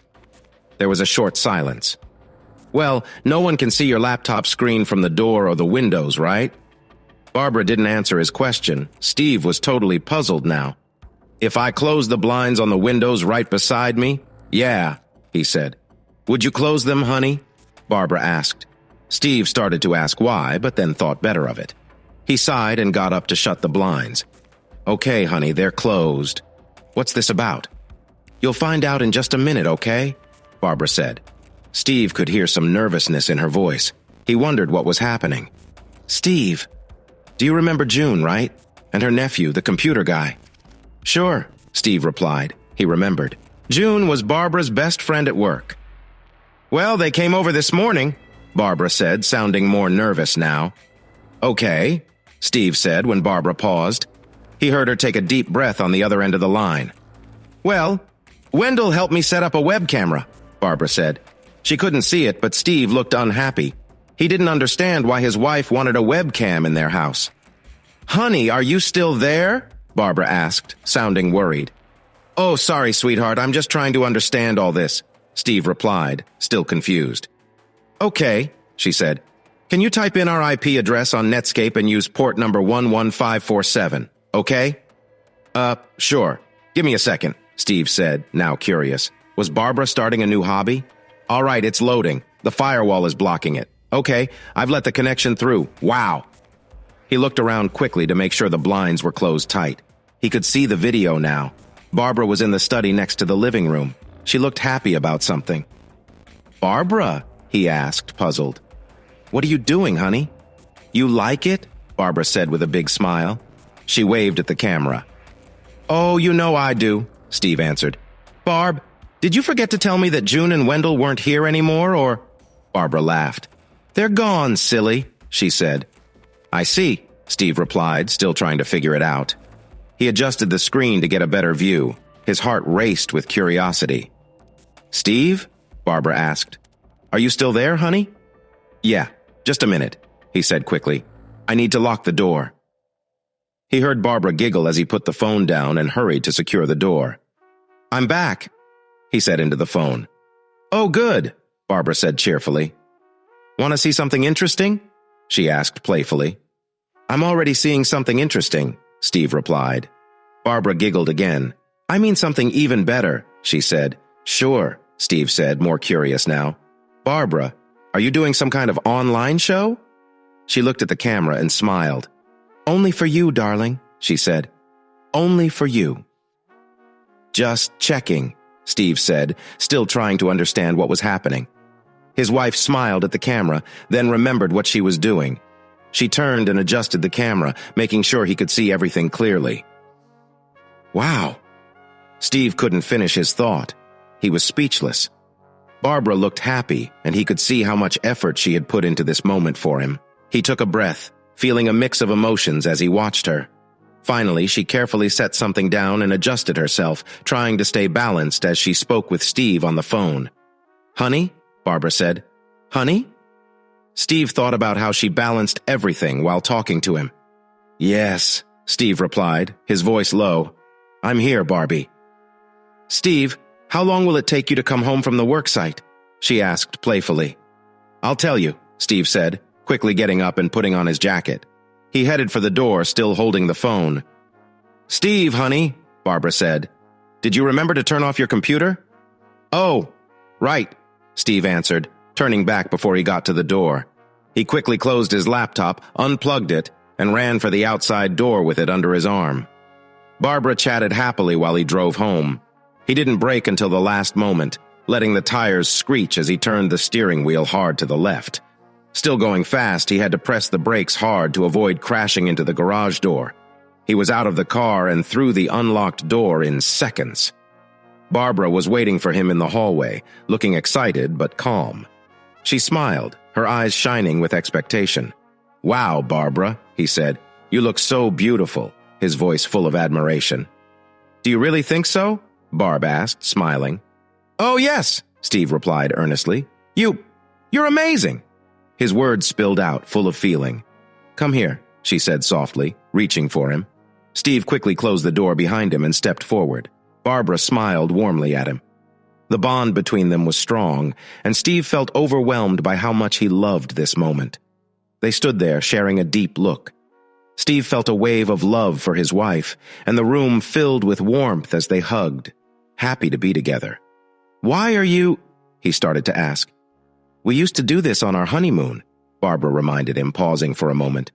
"But," Steve began to say, "and it's not too late to start enjoying these moments again, is it?" Barbara asked gently. "Oh, no, it's not," Steve replied with a smile. Barbara grinned and moved a bit to feel more comfortable. She looked up at Steve with warmth in her eyes, remembering the closeness they had before. They hugged, enjoying the bond between them. Steve held Barbara tight, and she felt a renewed sense of love for him. As they stood together, hands linked, she thought about how much she treasured these moments. "Come here," Barbara said softly. She took his hand and led him further into the living room. They moved together, sharing a laugh as they enjoyed the light-hearted feel that had come back in their relationship. When they reached the couch, Barbara stood on her tiptoes to kiss Steve deeply. They hugged, feeling the warmth and closeness they had missed. Steve held Barbara close, his hands softly on her back as they enjoyed their time together. "When we were on our honeymoon," Barbara said with a smile, "do you remember coming in from the beach and just wanting to relax on the sofa?" "Oh yes," Steve replied with a happy smile. "You had your hands on the back and your knees on the cushions and—" "I want to feel that way again," Barbara interrupted. "Now!" Barbara turned around and got comfortable on the sofa, leaning forward with her elbows on the backrest. She looked back at Steve with a playful grin. "Do you see anything you like, honey?" she asked, teasing him. Steve smiled, enjoying the moment. He quickly took off his shoes, belt, and jacket, feeling excited and happy with Barbara. When he was ready, he moved closer to her, appreciating their closeness. "Barbara," he said carefully, "are you sure you want this?" Barbara nodded, her voice gentle. "I've been looking forward to this moment. Let's just enjoy being together, okay?" Steve nodded, understanding how much they meant to each other. They shared a quiet moment, feeling the closeness and trust between them. Steve wrapped his arms around Barbara, holding her tight, and they enjoyed the warmth and affection that had grown between them over the years. Their bond was strong, filled with love and care. As they stayed close, they felt a renewed commitment to each other, thankful for their shared connection. She didn't notice the sounds she was making. She just felt so happy with Steve. The moment felt powerful and deep. Steve held Barbara close, feeling how strong their bond was. They moved together in a way that felt right, both feeling the shared emotions. They found comfort in each other's presence, wanting to reconnect. He placed his hands on Barbara's hips, keeping her steady as they moved together. Their embrace felt deep, and they shared a moment of togetherness that was too strong to last without a release. "Barb, honey," Steve said, his voice thick with emotion. "Me too," Barbara said, feeling the rush of feelings. They continued to move together, finding peace in each other. The feelings built up, and soon they both felt the weight of their shared experience. Finally, they reached a moment of unity, overwhelmed by what they felt. They held each other tightly, their bodies responding to the strong emotions they shared. The warmth and closeness reminded them of the love and understanding they had. As they rested in each other's arms, the intensity began to fade, leaving them with a sense of peace and happiness. They realized they had found something important in their relationship, something they had needed for too long. He felt empty, like there was nothing inside him. Steve's hands fell away as he leaned forward, his chest touching Barbara's back for the first time.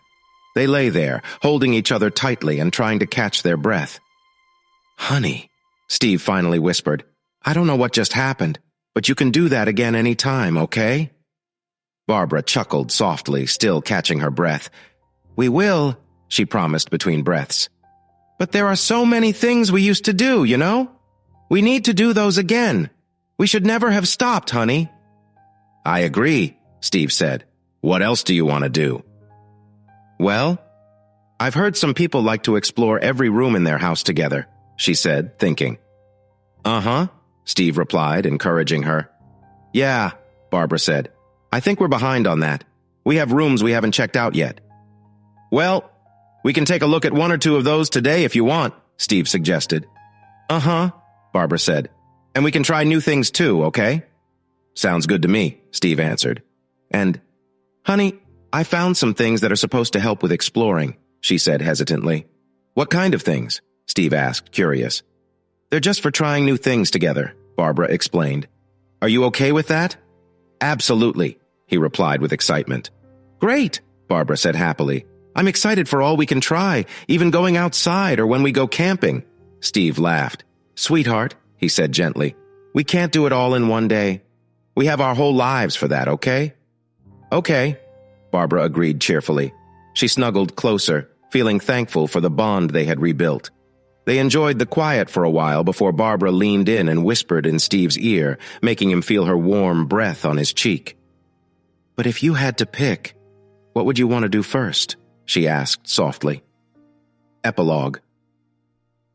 Steve Curtis sat on the back deck and watched the sun set in the west. He felt happy with his life. He had been working at his new job for 18 months, and his voice was starting to matter in meetings downtown. His marriage was getting better, and life was pretty good overall. Fall was well advanced. The weather report said there would be frost in the hills this weekend. It was cool, but not too cold.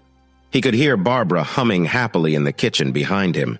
She thought a glass of hot chocolate would be a nice way to end the day. It had taken them over 2 years to get here. It hadn't been easy. Steve had fought against it for a long time. If his job hadn't pushed him to go with Barbara to counseling, they might not have made it. Steve chuckled at the memory. At the last 4th of July picnic, Steve and Barbara found Barbara's grandmother sitting at a table with the boss and the finance head from Steve's job, along with their wives. Surprised, Steve said he didn't know Lydia, that's Barbara's grandma, knew them. Everyone laughed. Lydia then said she had known these two men and their wives since they were little kids playing together in a sandbox. Suddenly, Steve realized why the company had changed the rules for married senior workers when he and Barbara were having problems. He looked at Lydia with a questioning gaze. She didn't try to deny it. Smiling, she teased him to sue her. He promised he would get back at her. She said she hoped he never had to. All he could do was pull her in for a long hug. Counseling had kept Steve and Barbara in each other's lives for a long time. He now thought it was a good thing, even if he didn't feel that way before. During the weekly sessions, they talked through most of the effects Barbara's decisions had on Steve. Mr. Houston, their counselor, taught them ways to improve their communication. He also helped them solve problems that had started before the issues in their marriage. They managed to fix the problem of being close with each other mostly on their own.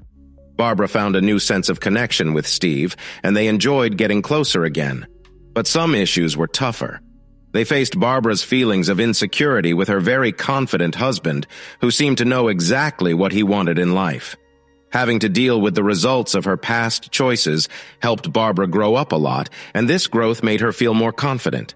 In the end, her insecurity mostly solved itself. Once they worked through the big issues from Barbara's past, the smaller problems became much easier to fix. It just took time. They were both committed to their marriage now and made sure to appreciate each other. Barbara placed 2 hot cups on the patio table next to Steve and sat down beside him. He hugged her tight, and she leaned in close. "Sweetheart," Barbara said softly, "the back room where you keep all the camping stuff?" "I think we should clear it out," she suggested, "and move it to the garage or somewhere else. What do you think?" Steve thought for a second. There wasn't really a good reason for the gear to be in the back bedroom. The garage had a lot of room for storage, and it made sense to keep things there. It would be easier to load them into the truck. "Okay," he said. "I'll take care of it this weekend." He tested his hot chocolate and realized it needed to cool down a bit more. "What do you want to do with the room?" he asked casually. The clouds looked nice in the light of the setting sun. He thought about grabbing his camera. "Well, we could use it as a bedroom like it was meant to be," Barbara replied. She took a quick sip of her drink. "All right," Steve said, still looking at the sunset. "But we'll need that extra space for a nursery," Barbara said carefully. She took another drink. Steve was distracted and took a second to understand what she meant. "What?" "In about 7.5 months," Barbara said with a smile. "So you have plenty of time to clear it out." "Oh my gosh," Steve whispered. "Are you happy?" Barbara asked. There was a slight doubt in her voice. Steve pulled Barbara closer, holding her tightly. He let that be his answer. They didn't realize the sun had set until long after the dark night started to rise. Hey listeners, if you enjoyed watching this video and want to stay updated with our latest content, don't forget to hit that subscribe button and turn on notifications. You won't want to miss out on what's coming next. Thanks for watching and see you in the next video with Queen Cheating Tales.